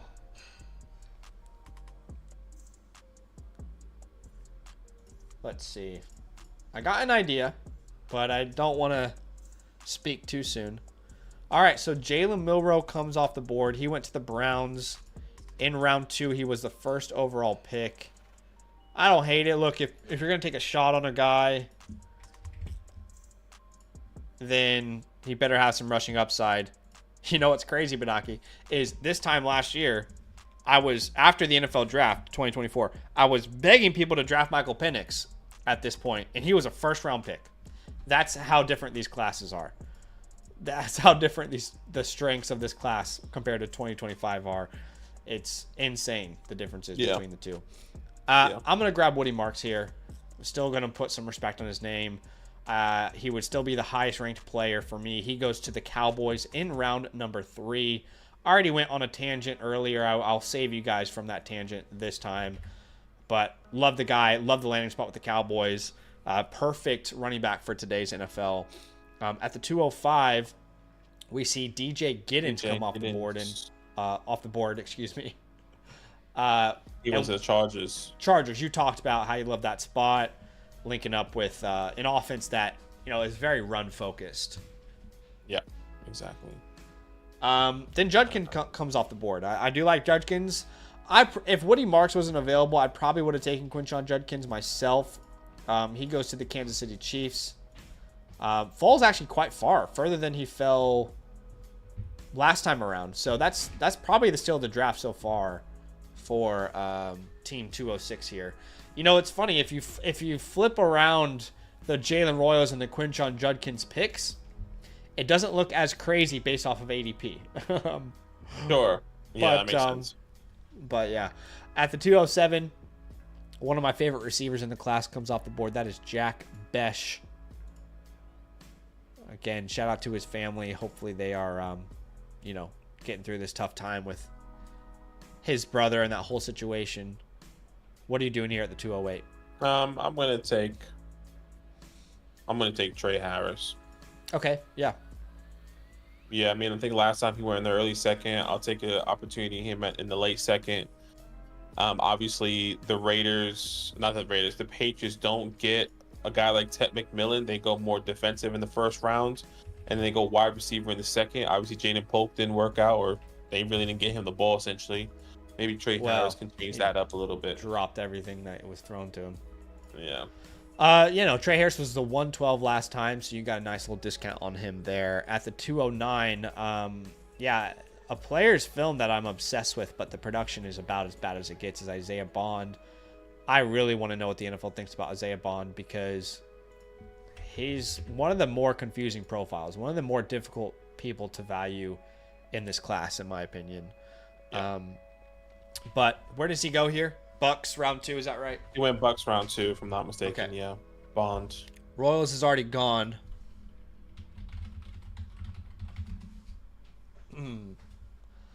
But yeah, I'm trying to look at the board and trying to think about who I want to take next. Yeah, I'm thinking as well. I feel like this one wasn't as stretched. Alec A.O. Manor does come off the board. Big body, true outside X. I see one. I see a guy. Hopefully he stays. To a team that needs an outside, the Las Vegas Raiders. Second round pick. I like that value there. Here at the 211, we've got KMK Cabby. What are we doing here? All right. So this is I thought he was a glaring value this late. So he comes off the board here. That's Cam Scattaboo, who goes to the Bears in round 3. We said this earlier, but I mean, guys, if you look at like the least efficient running backs in NFL this year who got a bunch of touches, DeAndre Swift is like number 1.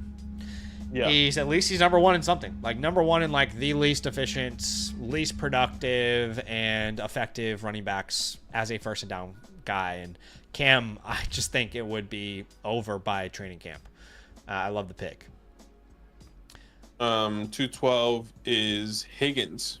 Jaden Higgins. He goes to the Carolina Panthers in the middle of the second round. Interesting landing spot there with some wide receiver needs. Yeah. Or Bryce Young having a better season. And then at the turn there, you get Nick Singleton, who goes to the Cincinnati Bengals in the third round. I think we spoke about that a little bit earlier. He's more of maybe a goal line guy. I'm not really scared if he takes over that Chase Brown role personally, if I'm a Chase Brown owner. But hey, anything could potentially happen in that backfield. Yeah. So Nick Singleton comes off the board in this mock. He went round 3 or 4. He went round 3. He went round 3 to the Bengals. So he and Chase Brown will share a backfield here. We're being told by Cliff Dog that he's going to be an early second round pick, so you guys can lock it in.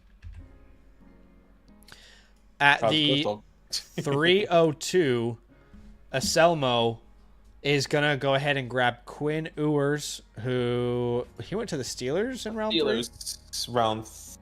No, Quinn Ewers. Jackson Dart went to the Steelers. Right. That was I think he went to the Rams. He went to the Rams in round 4. Okay, I don't have a photo of him, but that's Quinn Ewers.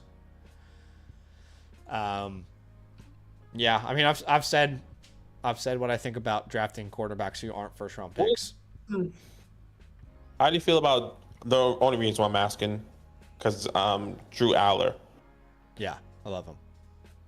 Yeah, I mean, I watched it because I was watching Tyler Warren, and then the reason I was watching Tyler Warren because I'm still trying to scout the rest of the people, and then I was watching a Giants podcast and they were saying they love Drew Aller if he does declare. Yeah, but he's saying I read his message and it wasn't like, oh, I'm going back next year. Right. It was more like he's keeping the door open, which is interesting. Yeah, it is. I'm going to make my pick and we'll have a conversation about that because I do have some insight that I can potentially offer. I'm going to grab Tez Johnson, who goes to the Bills. Love the player. Don't really know what to think about the landing spot. We've talked about this before. But I'll go ahead and take him off the board. But yeah, okay, so here's the interesting thing about Drew Aller. To me, like, if I'm a fan of a team that needs a quarterback this year, it's not even close. He has the highest upside of any quarterback. Cam Ward, Shedeur Sanders, Jackson Dart. If Drew Aller's in this class, his upside is far superior to any other prospect at the position. Ridiculous arm, huge body. It's a Josh Allen prototype. Might not be the same rusher as Josh Allen, but no. it is that prototype. It's that huge body, can take a beating, and the issue is, even if he does well in the college football playoffs, their number 2, the guy who was waiting to fill his shoes, just left, apparently. Already transferred. He transferred to Missouri, and he left a heartfelt message where he basically said, my entire life, I wanted to be a Penn State Nittany Lion. I wanted to be the quarterback here, but this is out of my control. So he transferred already.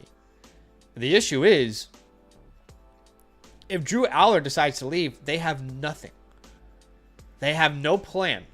So I don't know that he screws this team over and leaves. I don't think he does. Then when it comes down to the transfer portal, is that only a certain window, or is the transfer portal happening throughout the whole season? Like the whole off season? Because wouldn't the transfer portal, wouldn't they just go to different players, like, hey, we like you, we come here? Because if I'm Drew Aller, looking at it and be like, you know what, I can go top 3. Sure, the transfer portal exists. I don't know the exact rules around it. I won't pretend to know the exact rules around it, but I guess it's a possibility. But I think someone who wants to leave a legacy, I think it would rub the fan base the wrong way. Sure. Especially because you didn't have to say anything. Remember last year, all these players in the college football playoffs, or guys who still had bowl games, we didn't know if they were declaring or not. We found out late January. Like, there's a deadline. So he didn't have to say anything. But he did. Yeah. And I think that's why I find it difficult to envision him not coming back, but I'm not going to say it's like not a possibility either. Yeah, and that's why I'm saying, like, if I'm Drew Aller, then that's not my fault that my backup transferred out, because I didn't know if I was coming in or not. And maybe he was transparent with his backup. Maybe his backup was like, are you coming back or you're not? He's like, you know what, I just don't know. And he's probably getting opportunities. Maybe he's getting money on the NIL deals from the other school, which you say Missouri. Why not try and utilize that if I'm the backup? But anyways, yeah. Look, anything's possible, but it looks like a slim chance that he's going to return. That he's going to declare into the NFL.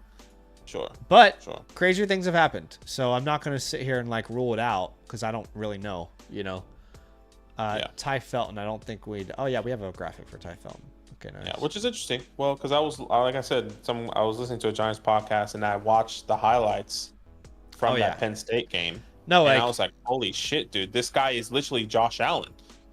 Well, he's got a lot of warts on his game. He's got a lot of growth to do, like Josh Allen did. Josh Allen had a lot of growth. That's what I'm saying. It's just like Josh Allen. And, no one was expecting Josh Allen to be this fast, big body guy that was going to, at least that wasn't their expectation. At least I don't remember, if I remember correctly.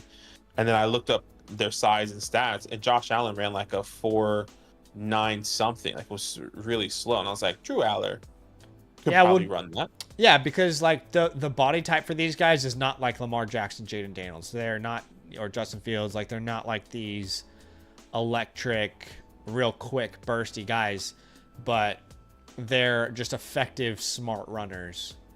Yeah. And as Matthew Golden becomes the last pick in the 3rd round. But yeah, no, New York Giants. For me, if Drew Aller, which I don't think it will happen, but if he did enter the class, I think it would be a huge boost to Dynasty Superflex rookie drafts. And I would definitely not rule him out as potentially being my quarterback 1. I haven't taken the time out to evaluate him fully because I'm projecting him to come back. I don't want to waste time. But based off the games that I've watched, He absolutely has the upside to be the number one. Which is kind of sucks class. because I think that if he does declare, I don't think we'll be able to get him unless we give our future up for him. Like, no, I don't necessarily think that's 100% true. I don't think he's automatically going to be a locked and loaded top 5 guy, though. I think people would rather go with the upside. I think people rather, at least if I'm a GM right now, I would rather go and shoot for the stars than being a middle of the pack team. Sure. I think that's what owners hate. I don't want to be a middle of the pack team. I want to know if I can get my superstar, just like, some of these quarterbacks took a chance last year and was like, actually, are we going to be middle of the pack? Obviously, one year you don't know. But anyways, yeah, that's a whole different conversation. Guys, we appreciate you guys so much. Thanks for the love. Thanks for the support on today's stream. Do us a massive favor. Smash that like button to show some love. We had a like goal of 100 to get to this mock draft. We made it. We hit, we had like this 400 like goal for a third one, which was completely unrealistic. We know it wasn't going to happen, but we're only 13 off of 200. So be a friend, smash that like button. Let's see if collectively we can get to 200 likes. That will be awesome. And what we're going to do is we're going to transition to, we're going to go ahead and transition to team reviews. All right. So we've got some people who are supporting us over on the Flock Fantasy site, and they've got some team reviews that we're going to get to. So there's 2 ways that you can get your team reviewed by us, your Dynasty team. And let me get rid of these rookie pictures. There's 2 ways that you can get your team reviewed. All right. And ultimately get a playbook as well, which is a graphic we send after we review your team. It's a pretty much direct guide to exactly how you should operate this offseason. Specific trades catered exactly to your league, to your team, pathways, and the exact direction we believe you should take your team, understanding the positional priorities of your team, what to do with your draft picks. This little graphic is sent to you as well as a team review, as long as you choose the right tier. But there's 2 ways you can get your team review or your team playbook. The first way is by becoming a yearly Mother Flocker member with the promo code LAND. When you become a yearly Mother Flocker member with the promo code LAND, not only do you get a team playbook, the team review, you also get our 2025 draft guide, rookie draft guide, which is already up on the website. In fact, I'll show you exactly what that looks like. If you go to recent posts, you'll see the rookie report here, version 1.0 from Zach. It says my name, it's Dynastyland, and Badaki's been working hard on this in the background, but rankings, specific my guys, players to monitor, specific breakdowns of every single player, and it's only version 1. There are better features coming out in all the future versions as well. But you get the team review, you get the draft guide, you get all the premium tools on the website. Again, if you become a yearly Mother Flocker member with the promo code LAND. The other option is, regardless of what promo code you use at sign up, let's say you're a member of a different code, then you can still get a team playbook. All you have to do is go to the Flock Fantasy store. There's actually a direct link I already put in the chat for you, and I will pin that one as well, so it's there throughout this process. Let me see here. Let me pin it. Let's see. Pin message. Okay, cool. So that pin message is the a la carte store, and it will take you to a website that looks like this. You hit on the team review button. Obviously, hopefully you've already linked up your team. If it's on Sleeper or ESPN or Yahoo, we'll be able to have a look at it. Let me move our faces up here. But once you link up your team, you'll be able to easily select it here. It automatically enters your settings. You hit continue, select the team in that league that is yours. Make sure the draft picks are right. If not, add draft picks. Hit continue. You'll see Zach and Badaki here. Members will get a discount, but if you want an offline version of the playbook, it's the regular tier. A live review is just $10 more to get the live team playbook, which is where we review your team live, and you get sent the playbook. That playbook, by the way, is sent within 48 to 72 hours in the Flock Fantasy DMs. You'll get that beautiful, absolutely beautiful little graphic that Badaki's been cooking up. We've had so much great feedback from people, And yeah, that's what we're going to do here. We're going to get to 2 reviews for tonight. Appreciate everybody who's shown love and support and incredible feedback so far from these guys. playbooks. We've been really excited to hear the feedback so far.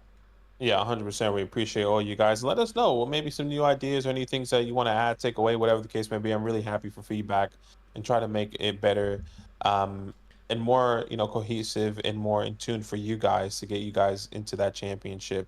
Yeah. Going into the 2025 season. I'm not sure if the playbook is off the screen, by the way, unless you were taking that off. But let's go to the first team. Gaddy Foe. Yep, let's do it. Is the first team here. He says, "Hey guys, thanks for doing this. Lost in the championship this season. That sucks. Already made a move out of pick 3 to get Lat and future first. Okay, obviously had awful picks in depth. Is a concern. Should I tear down anywhere? What trade should I make?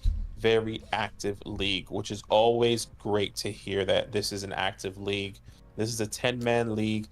Superflex start 9, so it looks like this is going to be more of a the middle grounds, type of 10 format. team start 9. It's Superflex as well.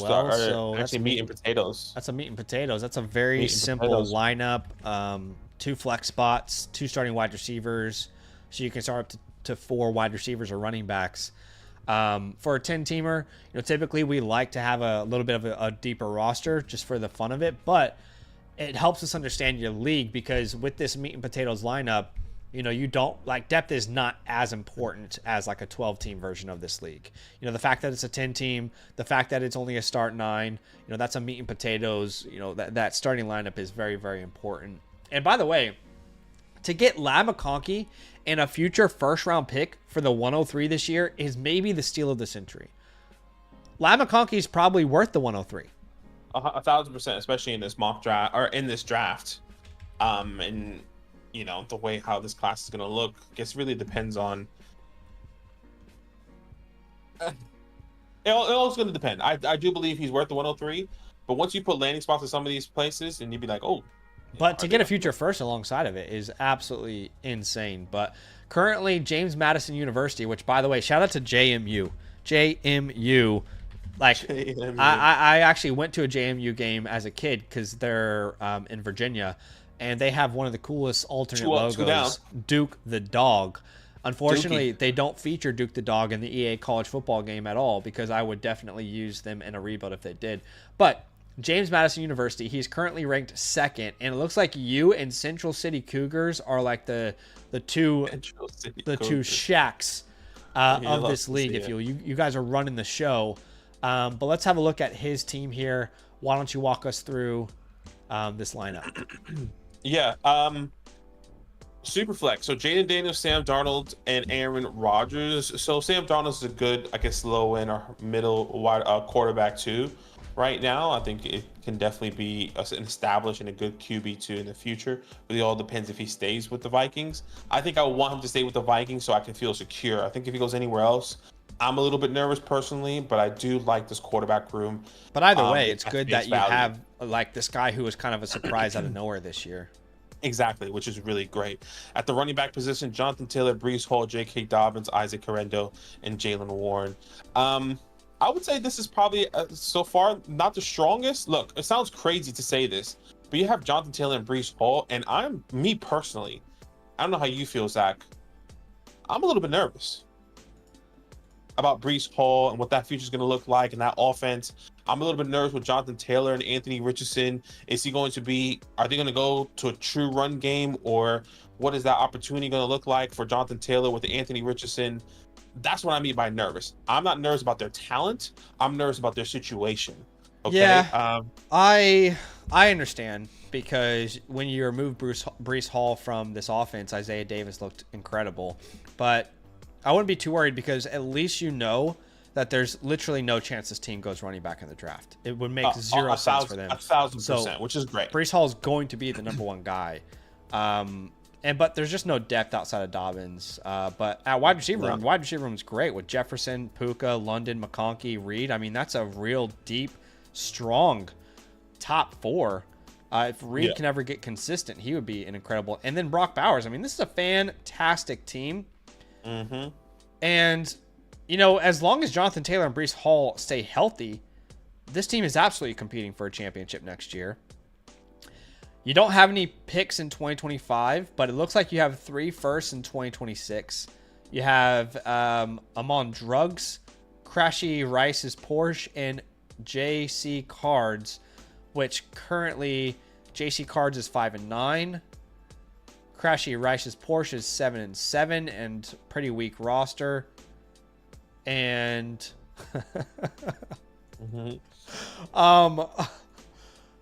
and then you have J Cards. You have J Card's team as well. So like there's a chance that some of those picks are pretty valuable. That's the best name I think we've ever seen. Personally. So you had the best record. You lost in the championship game. That happens.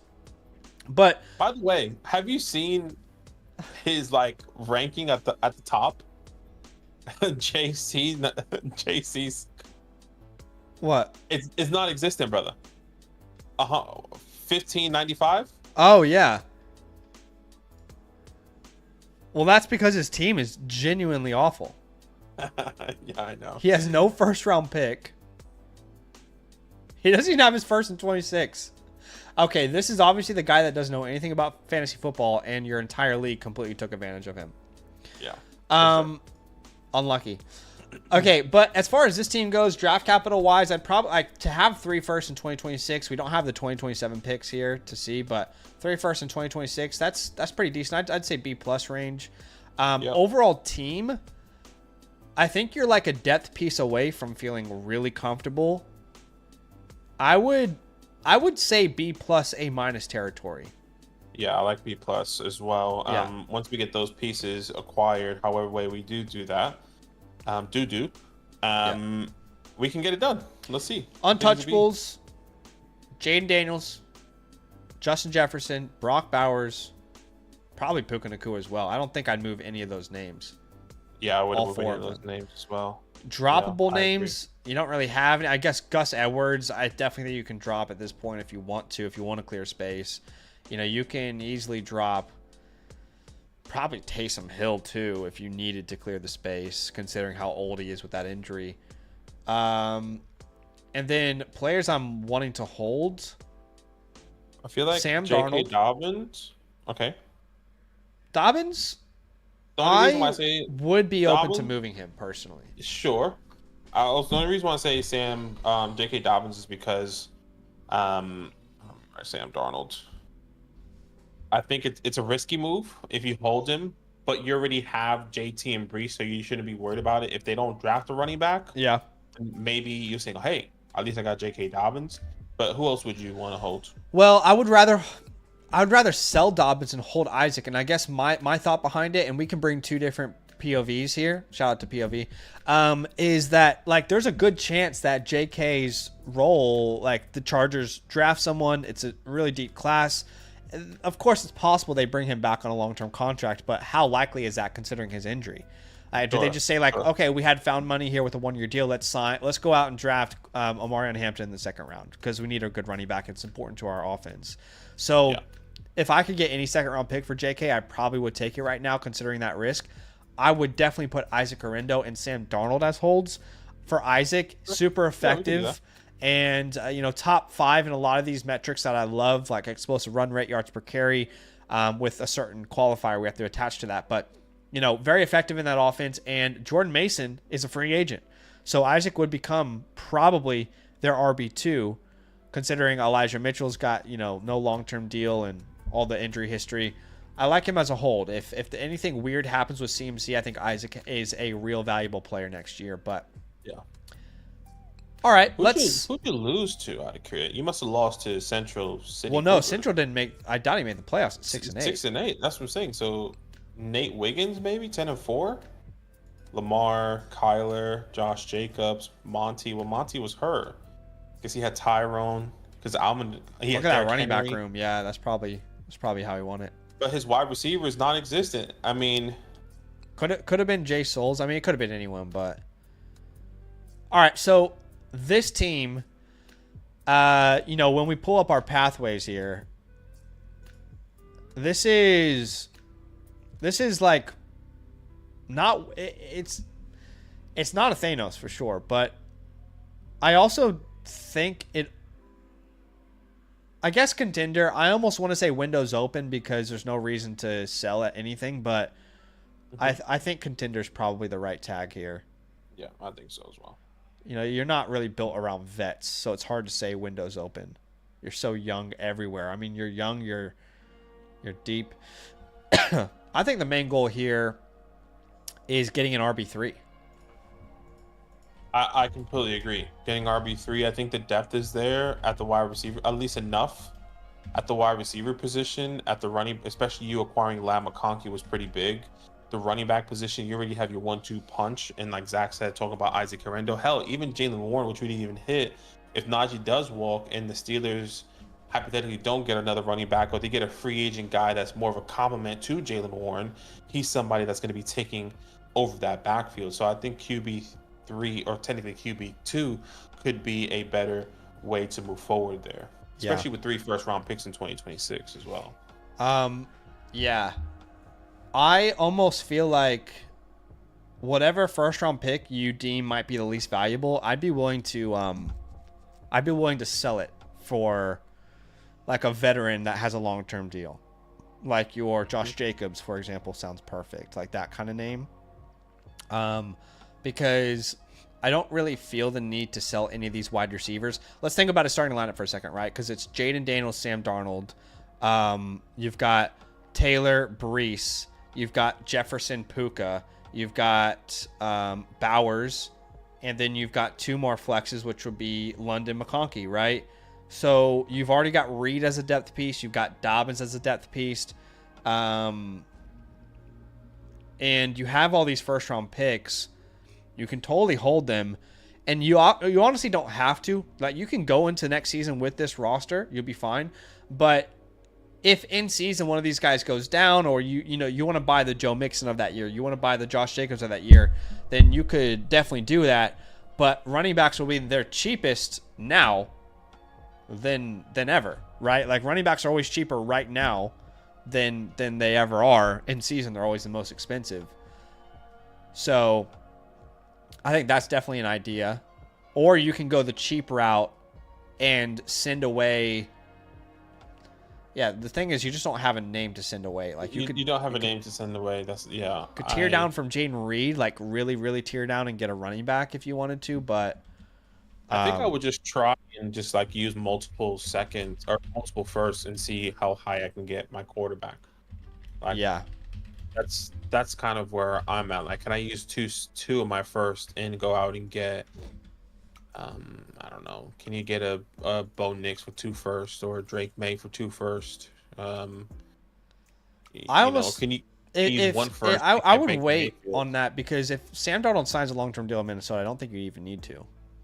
Yeah, but that's specific. Would you agree with me? Is that specifically only in Minnesota? But if it's not in Minnesota, he goes to the Giants. He goes to the Raiders. He goes to even the Titans. Do you still feel confident with Sam Darnold, or do you want to then go out and get a quarterback? I think I would feel confident enough to not make the decision now and wait and see. You know what I mean? Because the price on those other names probably doesn't change too much anyway.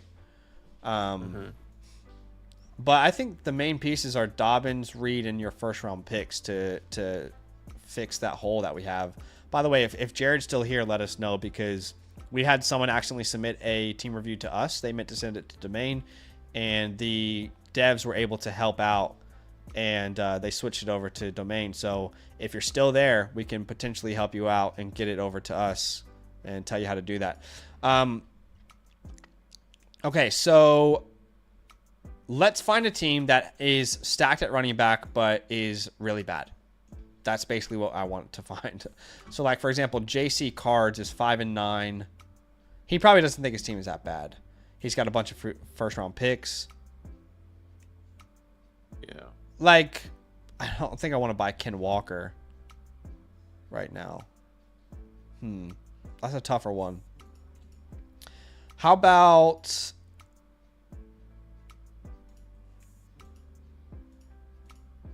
Yeah, wow. I mean, you're Yeah, your team is in an interesting position. Your league is in an interesting position. Like, everyone is so defined. Jared, give us like 5 minutes to finish this review, 10 minutes to finish this review, and we'll tell you exactly how to get that fixed up, okay? Yeah. I got you. But yeah, like, the bad teams are really bad. And they don't have any running backs. The teams that are obviously rebuilding, like, look at the running back room. It's absolutely awful. It's not ideal. I don't know that I want to send a first for Joe Mixon.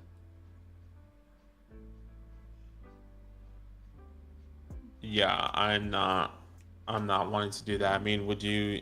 Damn, who has Bucky? Bucky is Central City Cougars. So the other guy that you're essentially competing with, and he has some good draft capital. I think. What if you do like the? You can't even get Chuba, dude, because you don't have a second, or you don't have like seconds. Yeah. I would first off just try like obviously like your lowest projected first is what you should use, right? But let's say like that 2026 first, like let's just say, like Josh Jacobs, for example, would be a great option right now. If you could get that done. He'd be a perfect fit for your team, give you that depth, long-term contract, veteran. People are willing to sell him. Would you do like I would almost consider like a 2026 first for Devon Achane. I'm going to give you my first and Jaden Reed, and then I'm going to ask back for Devon Achane and something. Devon Achane and Shakir, or maybe that 26 second round pick. Yeah, maybe we go for a second and get some more capital. That's an option. Players. I don't actually hate the idea of like making that Khalil Shakir as like a secondary offer, but you don't really need Jaden Reed. Shakir gives you depth anyway. And Achane would be a really great fit for this team long term. I mean, I'd love to also add like if you make it Shakir, add in Jalen Coker as well to make it worth your while. That team was 5-9. They could consider. I mean, I would, if anybody's still sleeping on Bucky Irving, I think I'm going to make a video about him soon because there was a comment on one of our videos streams yesterday, but we did Dynasty Startup. I talked about how much I love Bucky and how undervalued he is right now, even though he had this incredible season. A lot of people were commenting that he's like the most obvious sell high. So if people are out there and they think he is a sell high, I would send a first round pick for him. Sure. I'm building a case right now in a video. I don't think people realize how good he was. I really don't think they understand how good Bucky Irving was this year. So if that's possible, I love that.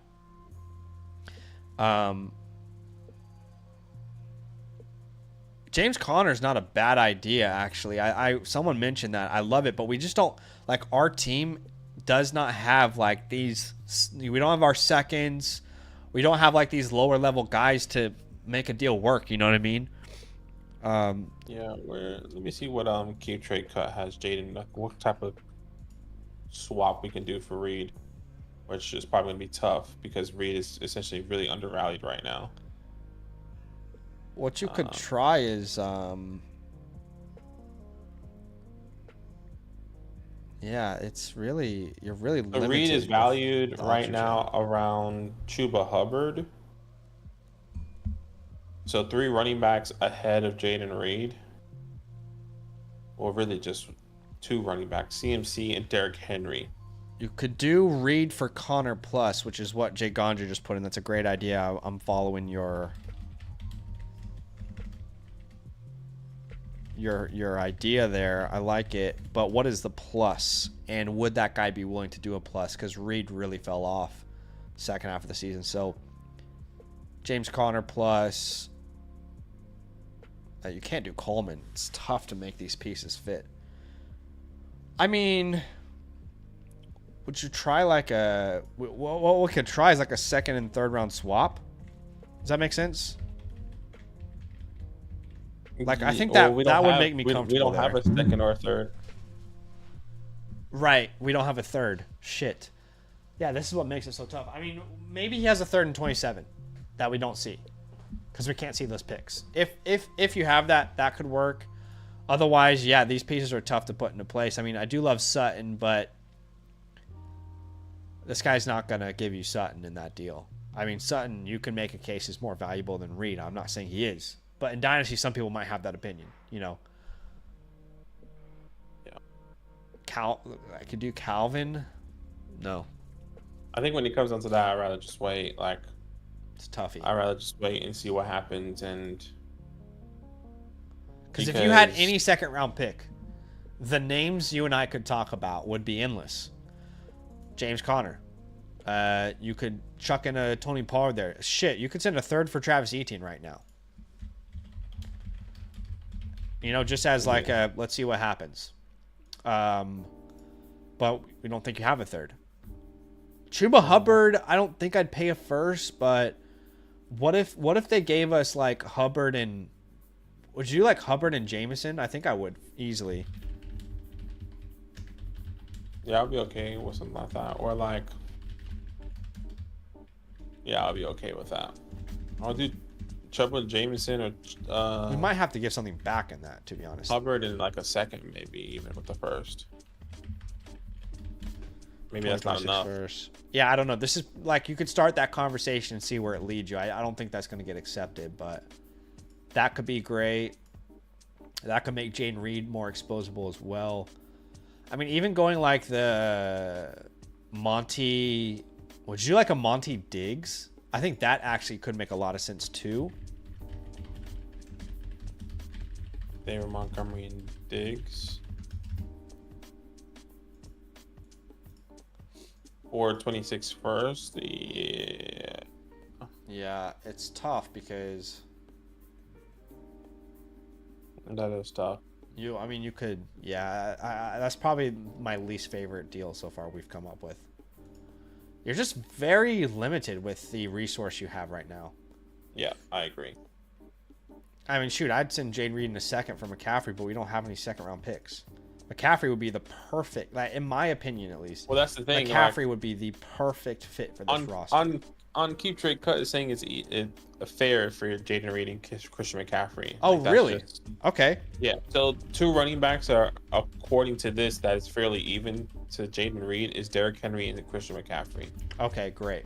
I Which prefer sounds crazy. CMC, but if you can do Derrick Henry as well, then that's And fine. then, so according to this, We can use that first if we need wide receiver depth later on. We can use that first instead. yeah, like Jaden Reed and David Montgomery is also an even swap.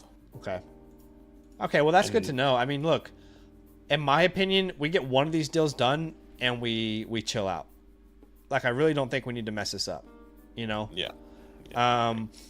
Let's talk about our favorite deals here. I love the Bucky Irving deal. Obviously, maybe biased there, I don't know, but I love it. I also love the idea of the Devon Achane deal as well. Is there two you want to highlight here for our playbook? Yeah, this for me would be Josh Jacobs. Yep. And then I'll probably just do the 26 first and Chuba Hubbard. Okay, I like that deal too. We're on the same page. Yeah, I would not do too much to this team. You really don't need to go crazy here. It's a great team, honestly. It's fantastic. You know, one running back depth piece. We'll find out what happens with Sam Darnold. Maybe we can adjust a little bit if we need to, but he's going to be a starter next year. He 100% will be a starter next year. No question. We just don't know where. And the Lad McConkey deal, you honestly should not have been able to have done that. That's such a good deal. So congratulations, because you absolutely fooled someone on that one. Yeah, that's great, man. And you'll be receiving this within 72 hours. I got to knock out all the ones from yesterday, today, and then I'll try and get yours filled in today as well. But yeah, 72 hours. We appreciate you guys. Thank you so much. You're gonna get that in the Flock Fantasy message system, where you essentially kind of have all the little details there. Yeah. And we appreciate you, man. And again, you know what you're getting, by the way, is the playbook. specifically designed for your team. You know, it's probably obvious, but just to make it super clear, you know, you get that playbook sent to you within 72 hours, specifically designed exactly to your roster. And if you're out there, you want your own playbook, very simple. There's 2 ways you can get it. The first one is just by buying one a la carte. Whatever code you're on, doesn't matter. You can get a playbook. And that link in the chat will send you to this page, team review. You click, obviously, hopefully linked up your Dynasty roster already. You go next. Once you click your team, make sure you click the right team that's yours in that league. Make sure the draft picks are correct. You hit continue. And then when you're there, you'll see Zach and Badaki. The standard version is an offline version of our playbook. And then if you want the live review alongside of it, it's just $10 extra. That's just allowing us to really prioritize your review because we are getting a lot of people showing some love this offseason, which is awesome. But yeah, again, appreciate you big time, my friend. Look for that playbook within the next 72 hours. Now, I want to quickly go to Jared. Are you still here, my friend? Because funnily enough, the reverse of this happened just yesterday or something? Yeah, a couple days ago. So, Jared, if you're still here, all you need to do, my friend, is go to site issues in the Discord. I'll put a direct link for this, but our Discord link is in our description. That direct link should work, but once you're in our Discord, the Flock Fantasy Discord, you'll see this site issues tab. All we'll need you to do is tell them that you submitted a team review to the wrong person. You meant to submit it for Land, L-A-N-D, with Zach and Badaki, and they just did this for a different creator, so I'm 100% positive they'll do the same for you. Just tell him that you meant to submit it to us, and it wasn't submitted to us, and he should be able to sort that out for you within 24 hours. And yeah, appreciate the intention from you to support us. That's very kind of you, and they'll get that sorted out, and we'll have a look at your team soon as well, my friend. Appreciate you. Thank you so much, man. One more team review for today. Yeah, one more team review. Jared, just make sure you put like your username in like when you ask them your Flock on the Fantasy site issues. Yeah, your Flock Fantasy username, and be like, hey, just to like break it down for you. Hey, this is my username. I signed up for, you said the domain, but I want to sign up for, you meant to sign up for Land, for Land, playbook. et cetera, et cetera. You purchased a playbook. You meant to sign up for Land. You actually did domain. Yeah, they'll sort it out.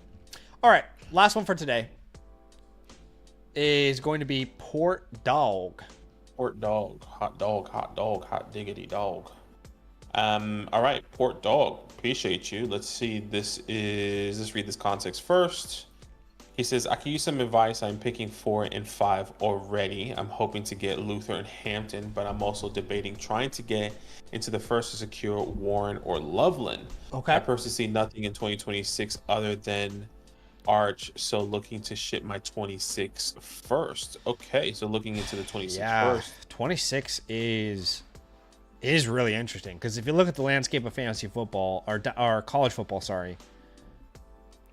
they're like at least last year we were like the 2025 running back class looks elite, and the year before that we were like the entire class looks elite in 2024. Now, I don't really know exactly what to point people towards outside of Arch Manning for 2026. Like, there will be good players that pop up for sure. Well, Aller. Drew Aller, that's true, actually. Yeah, I mean, it could shape up. It has so much time to shape up. Isn't there like this really good Alabama wide receiver as well, Williams? Ryan Williams is a rookie, just like okay. Just like Jeremiah Smith. They're in 2027, earliest they can declare. Okay. Anyways, by the way, Josh is with us, which is awesome. He said popped in at a perfect time. That's awesome, man. All right. Well, since you're here, sorry if anything is wrong. I didn't even tell people, by the way, the second option that they can get their team playbook is by becoming a yearly Mother Flocker member with the promo code LAND. That also gets you our draft guide and every feature on the site. It's the best bang for your buck. But I'll put the link in the chat. Sorry, let's go to Josh here. Yeah.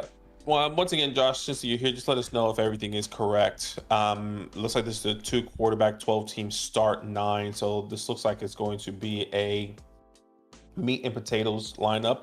Just your basic lineup: 2 running backs, 2 wide receivers, 1 tight end, and 2 flex, essentially. And And we already read the context, so let's break down this team. So it looks as a 12 team. Scrambled Brain is your team name here. And looking at the quarterback position, it says IDP league. Third so I have right now in our rankings, by the way. Sorry. You're right. He says an IDP league, so that kind of changes draft value with guys like Travis. Okay. Interesting. Cool. Good to know. At the quarterback position, since it is Superflex, Josh Allen, Tua, Malik Willis, Danny Jones, Drew Lock. So you have Josh Allen and Tua, which you were probably struggling throughout the season without having Tua for that middle part of the season. But overall, if Tua stays healthy, this is a decent quarterback room. At your QB3 is probably looking at most likely Malik if Jordan Love goes down. But very interesting. At the running back position, CMC, Tank, Tajay, Jalen, and the list just goes on, which is really not the strongest running back room here. CMC is your only guy that you have here. But what is exciting is that you have 225 firsts and your second here as well. So like you said, thinking about Omarion Hampton coming into this draft could easily be a guy that you can get. At the wide receiver position, Puka Nacua, Jackson Smith and Jigba, Chris Olave, Roma Dunze, and then the list goes on as well. So you can start up to essentially 4 wide receivers, and you do have 2 wide receivers that are kind of up in the air in Chris Olave and Roma Dunze and what their production is going to look like, but still very young. And at the tight end position, Evan Ingram, which you also said you're trying to get Warren or Loveland. Okay, with some decent draft capital here. I'm gonna say, like, looking at this team face value without draft capital, I think you're in rough shape, but you have a couple picks to really make some noise here, hopefully. Yeah, and I agree. Some more gives it's an interesting spot to be in because, like, CMC, like, I don't know. All right, I think we're both really on 2 different pages. Yeah, we're on 2 different pages of CMC. I think we've been. Well, no, the thing is, I think CMC is perfect for like a contender. I am still trying to figure out in my head if I want to contend with this team straight away this year or if it's a 1-year punt. So I'm not sure if we're selling CMC or not with this team yet. But as far as draft capital grade, like, I'd say this is a strong B+, A-. Yep. But whole team outside of Josh Allen and Puka and JSN, there's not a lot to hang your hat on long term as far as like real pillars. I guess like the pillars that you hope to continue to evolve is Roma Dunze. Yeah, really, that's he's the only a pillar hold for sure. And then obviously Chris Olave is one that you just hope stays healthy. I'd say both of those guys are strong holds, Olave and Adunze. Yeah, no question. I would probably put this like, I don't know, like right now C+, but with the draft capital hitting, like if you hit on these picks that you have, I think you could be like B-. And well, then if Olave and Adunze really find their stride, you could go up to like a B+ and really compete. But I think right now, given its current construction, I'm thinking like C+, B- range. C+, B- with all that, right? Says I'm basically preying on Tajay and Tank starting next year and selling. How long does it take to review a team? Oh, well, sorry, that was Josh. Matt, we'll get to your how long does it take here. to review a team? I'll just let you know. Right now, we're coming back from a 2-week holiday, so we're almost caught up to the live queue, but you would never wait more than a week now that we're live and ready to go. So pretty quick turnaround. But yeah, so he's basically said Tajay and Tank he's holding, which makes sense. I mean, Tajay, I feel like Tony being there long term, it really limits his upside. But Tank, it's possible Tank becomes a starter. I think you have to keep in mind, like if he's saying that the only thing that excites him is Archie, and maybe Archie is the only guy you want to get in 26, maybe we can use your 26 to then utilize. I'd be cautious with this roster in particular. Yeah, no, I understand. I'm just saying, like, if you were wanting to go out and move your 26 and see what you can do, but you can keep it as well, and not go that route. But he's picking up 4 and 5, by the way. I'm gonna write that down. He has a 104. He has a 105. Do we have another pick in this draft? We have our seconds, which I assume You have a second, you have two thirds and a fourth. Yeah, just let us know exactly in the YouTube chat. Just tell us exactly what those picks are. That you're here, Josh. The problem is with the 1 year punt, Zach, is if he's not excited about the 26 class and you're saying, well, you're not sure what he can look forward to, what anyone can look forward to in 26, maybe the 1 year punt is a long, I guess maybe it's just a blanket term. 1 year punt is like, okay, maybe it's more of a 2 year punt, right? Maybe well, it's yeah, more we're of getting a, dangerously close to full rebuild, but I don't think we have to. exactly. That's what I'm saying. Like, if I that's the feel like we're case, more maybe like full a rebuild. sleeper team right now. I think we're more of a sleeper team. Like, full... Okay, so again, start 9. Let's play this world out. At the 104, he's talking about getting... Let's say it's Amarion Hampton or it's Caleb Johnson. Like, it's one of these names, right? And then he's talked about... At the 105, I probably would double tap running back if it's available. Like, I know I love Luther Burden as well, but I don't think you need Luther Burden as much as you need a Caleb and Hampton. It's like my preference would probably be double tapping both like these running backs if they're there. But Luther Burden is also a fantastic option as well. But if you add Amarion and Caleb and they both get early second round pick or late first and they both hit, you're pretty much solving the main issue of this team. Yeah, because you already have your starting 4 wide receivers in Puka, Jackson, Chris Olave, and Rome. Now, how they're going to perform, when I say how they, more like Chris Olave and Rome, we just don't know. But you do have your starting 4. And why we say starting 4 is because we like to prioritize wide receivers in that flex spot as well. So keep that in mind. But if, the likes, like you said, of Tajay, Tank, those guys that you're kind of leaning on to, saying if they can be the starter, that could be, I mean, hell, Aldrich estimate if they don't draft another running back. Now, I do think they will. He said, I agree. It's just my Mizzou fandom wanting Luther. I love that, by the way. Any Mizzou fan, and typically it's bias, but they are probably defending Luther Burden like they would defend their own child. I mean, it's like what Luther Burden did for Missouri is historic, and you only realize that if you're from Missouri or a Missouri fan. But anyway, I definitely get it. The issue is if you only go one running back, you need CMC to really recover next year, and you need him to have at least a 2 to 3 year window, which I think he will have. I really do, because they just signed him to an extension, so that does give you flexibility. But okay, hold on. Let's play out this world for a second, right? At the 204, you could also hit running back in this class for sure. So that makes this easier to go Burden. I mean, yeah, but it the does make it 204, easier. the amount of running backs that you could hit on, like probably Judkins won't be there. I don't think so. But let's look at the mock draft we just did. Oh well, we don't have Devin Neal, Giddens, Sampson. Yeah, Giddens, the list is so long. Yeah, so it is a possibility for you to get another running back if you wanted to use a 204, get Luther, get Amarion. I think that's definitely a good pathway, personally. Yeah, I don't mind it Josh at all. said, he says, I want to trade Olave in the future. His value is just at the low right now. Yeah. I personally don't think his value is going to rise, in my opinion, unless a quarterback change is going to happen. I think it's just going to stay the same. He probably will rise a little bit, but it's going to stay the same. Even when Derek Carr is, okay, we got Derek Carr, a new head coach.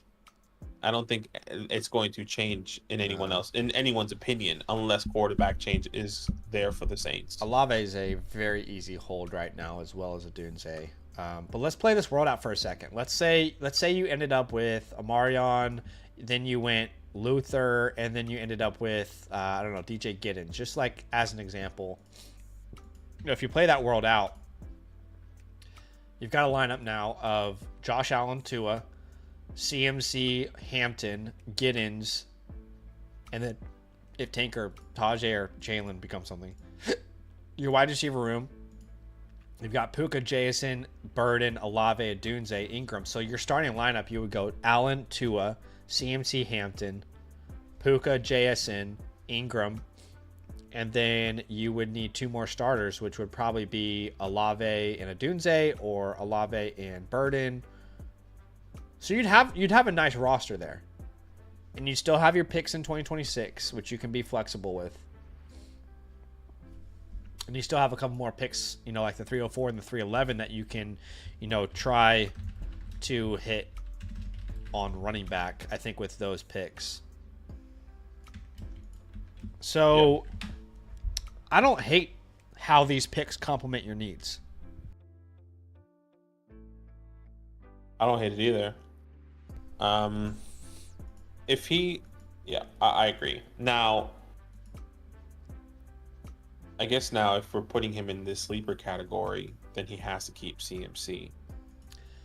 I don't think CMC is a good sell, even if you were rebuilding right now. I think the best time to sell him would be in season. In season, sure. That's what I'm saying. Like, if we're saying he's a sleeper and we make these moves, we have to hold CMC, wait to see how your team overall performs. If not, then you sell CMC. Yeah, definitely not a good time to sell him right now. Yeah. Even if you wanted to rebuild and sell him, you would be best off holding him until the season. I mean, think about it. See, a healthy CMC Badaki in redraft leagues. Think about this for a second. Like, he's going to be a first-round pick again in redraft leagues, and there will be hype for sure, even if you don't believe he should be there. You know what I mean? Yeah, I get it. Connor says, "How do I get a team review? How long is a line to get one? And will I be notified when it's my turn?" Yeah, so basically the way that works is right now we have a little queue. We'll go live pretty commonly, and if you're not with us live, there'll be a direct link sent to exactly where we review your team, as long as you check your messages on Flock Fantasy site. But I don't know if that helps explain it. But right now the turnaround is like a week at most. But as far as like getting notified when we are starting your team, well, what we can do is we can start sending messages to people when we plan on reviewing their team. Yeah, what's really good about this, Connor, so what you're seeing right now, like, for example, if Josh wasn't in the chat, he will get this link in this timestamp sent to him via the Flock Fantasy website. Yeah. And then you can watch that back and see us break it down with your playbook, in your digital playbook in hand, which is exciting for but you. There's 2 ways you can get your team reviewed just quickly. The first one is by becoming a yearly Mother Flocker member with the promo code LAND. Okay, when you do that, you also get access to our 2025 rookie draft guide and all the features and tools on the website. The other option is if you're already a member on a different code, then you can go to the a la carte store, which is the pinned comment in the chat right now. Go to team review. Obviously, make sure your team is linked up. But once you go through this process, you'll hit continue. Choose your team, right? Make sure your draft picks are correct. Continue. You'll see Zach and Badaki here. If you want the offline version, it's $79, but if you're a member, it's a discount. If you want the live version, it's just $10 more, so we can prioritize your review there. But back to Josh here. All right, so I really like the plan we've laid out for this draft capital. I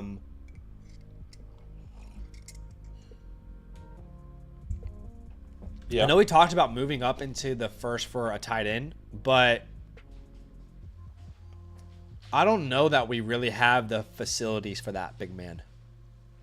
You know what I mean? I don't know that we can afford to trade up. I just don't think who are you selling to do that? That's what I'm saying. Who are you selling to do that? And then, like, why are you trading up if you're still going to be in a 1-year punt? Like, yeah, so you can trade up to get, one of these top players, but then it still leaves your team in like, okay, you're still not competing type vibe. Unless you really I think there's 2 ways you can go. You can, the way that we're saying here, or you take a chance in using one of these 25 first and go out and get a Joe Mixon, go out and get, a Derrick Henry. Like, do you want to spend a top pick for those? Probably not. Or you go out and get a Achane, a Kyron Williams, and then see how they perform. But then that's a lot of pressure on the Chris Olaves, the Rome Odunzes, the Evan Ingram with, Trevor Lawrence, even though they've kind of both been injured. I think you're going to have to wait and see how your team pans out throughout the season Yeah. and throughout the off season to then try and make these really big solidified moves. Yeah. Um, I think this is a sleeper right now, pathway Badaki, but it could transition to a 1-year punt. And I think this, I actually just wrote it down. This will be in his chalkboard, but you don't sell CMC right now. You definitely wait till end season. But if your 2025 rookies hit, you keep CMC and compete. If your 2025 rookies don't hit, you sell CMC high in season and just punt another year. So you get capital for 26 if the draft class looks better, or for 27, but you sell off that aging asset and still build around this young core that you have that's really nice.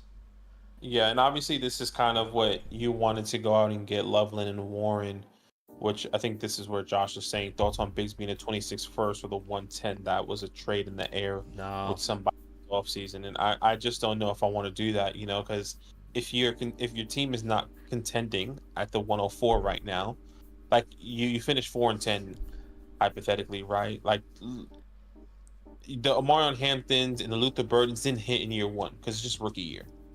Then your 26 first is a high pick, and even though the class is not exciting, in a year from now it can be completely different. Exactly.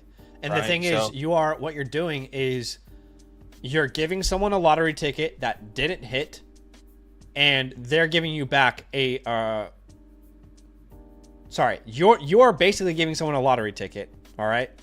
And in return, they're giving you a lottery ticket that didn't hit.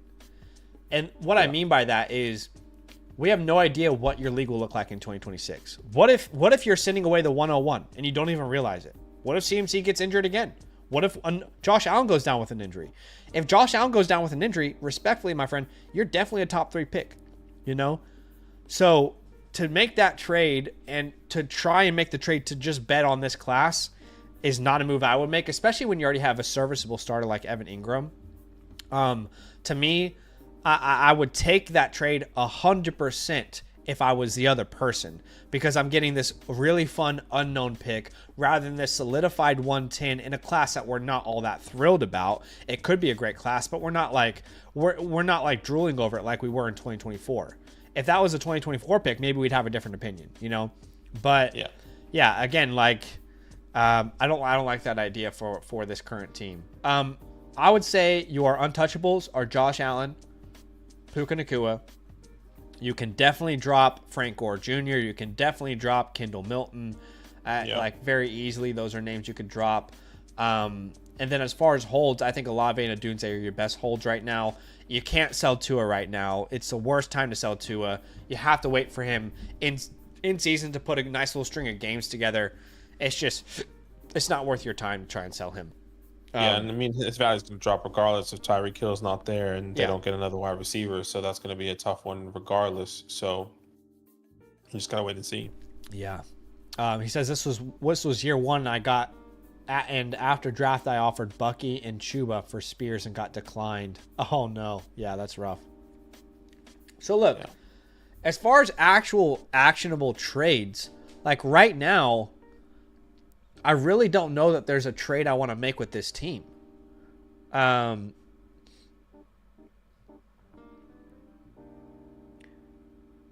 don't want to sell Puka or JSN or Olave or Dunze, and none of your other wide receivers are worthwhile.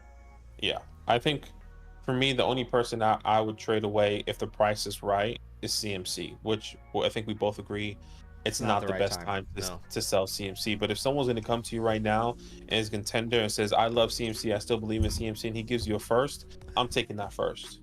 I think it depends on where that first is, but I mean, because and right now, Saquon Barkley at the age of 27 is worth the 103 in a lot of people's minds. I think CMC can recover to that. But, it's tough, I think for me, like, I just don't see a CMC. I'm not saying he's not going to recover. I'm just saying I think it's just going to be more of a middle of the pack running back. And if people do believe that CMC can recover to be the top guy that he was, then sure, take that chance. But if not, if you don't believe that, then I would be okay with a middle. One thing I don't mind is a pivot. I don't mind a pivot. and I'll tell you the names that you could pivot to.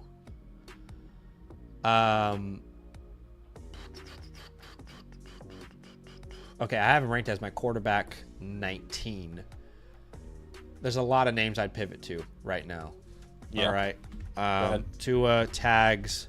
If you can pivot off of him and go to a Bryce Young, I like that idea. Especially without any impact wide receiver, how good Bryce was to finish the year. I like that bet. Baker Mayfield, I would do it in a heartbeat. I don't think that's possible. I'd also add names. Let me refresh my like Brock Purdy. I think would you go Brock Purdy? I mean, Tua already has a long-term contract. I think maybe that might not be a good move. Yeah, Jared Goff is a easy yes.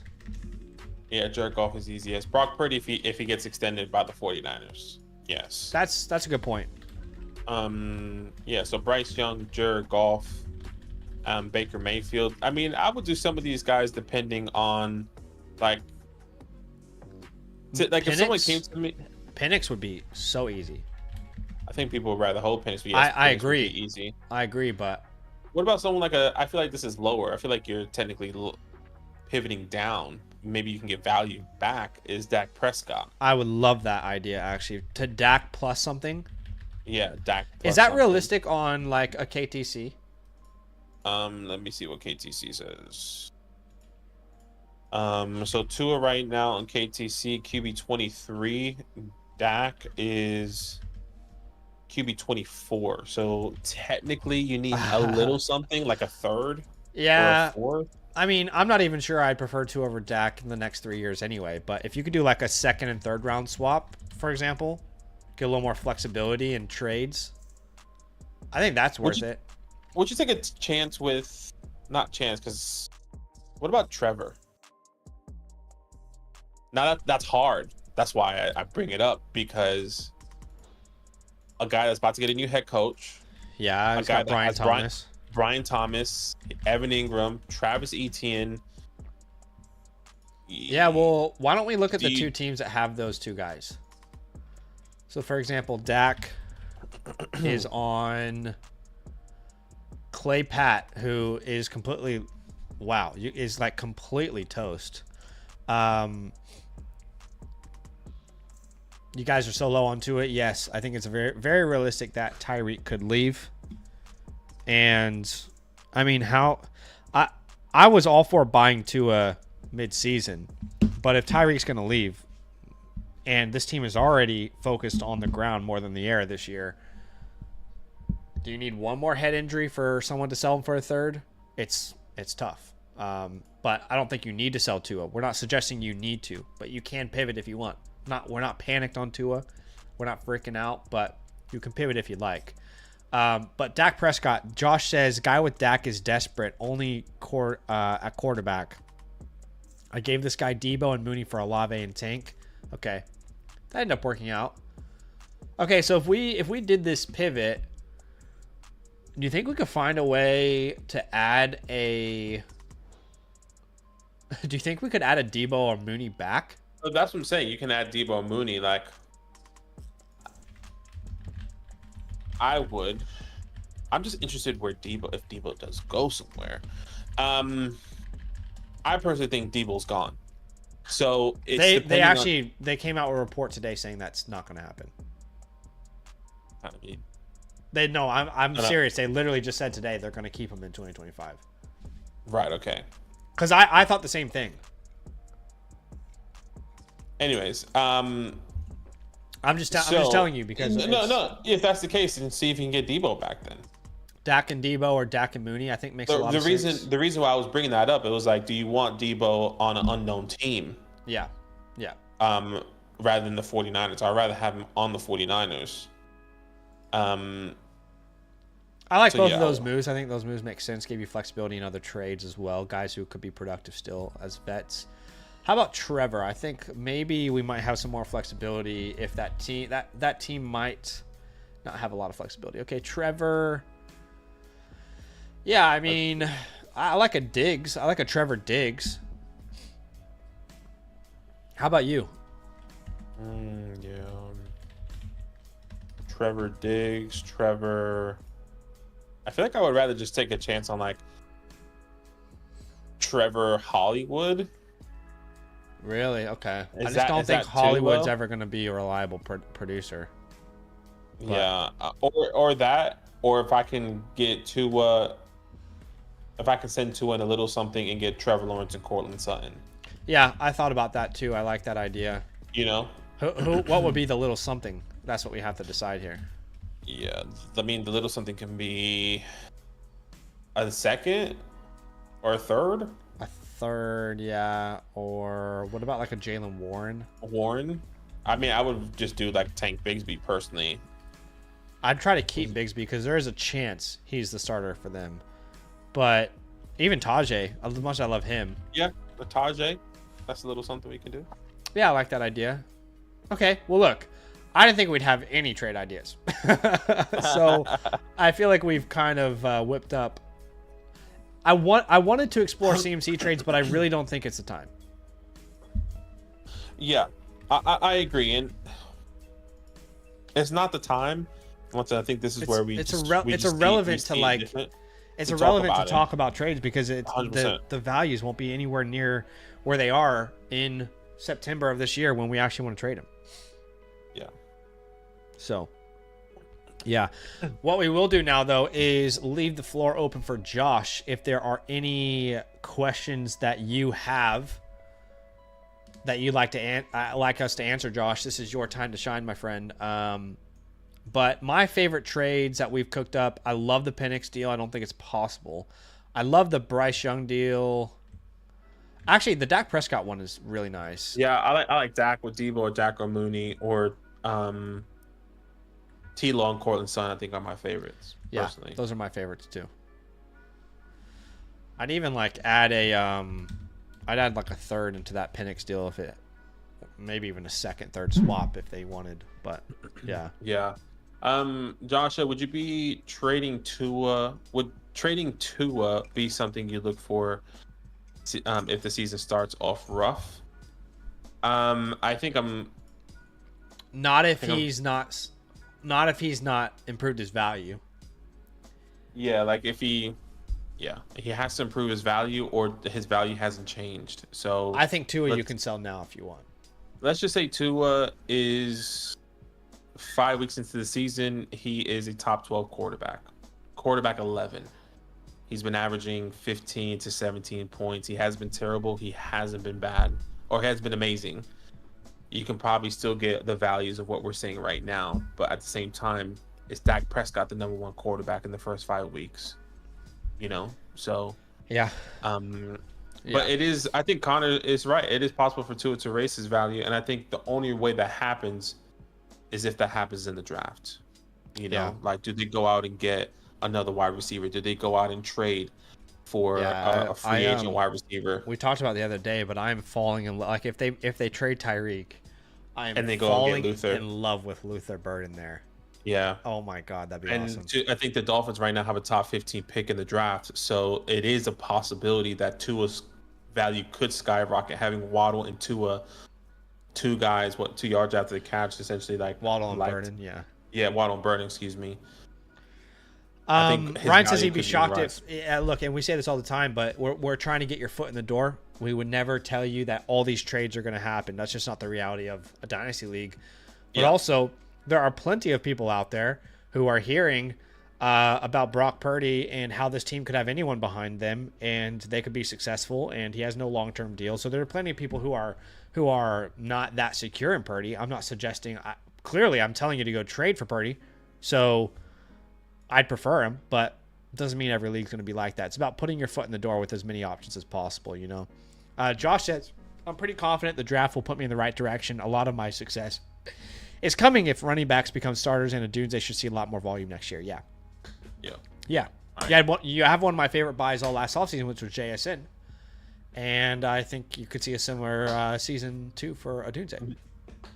Yeah, that is phenomenal, man. Appreciate you, Josh. Thank you so much for the support. Once again, you'll be getting this playbook within 72 hours, the digital version in the Flock Fantasy message system there. So definitely stay tuned for that. And And the last one here, it says tight end is a huge weakness, and I'm scared of Tua and Olave's history.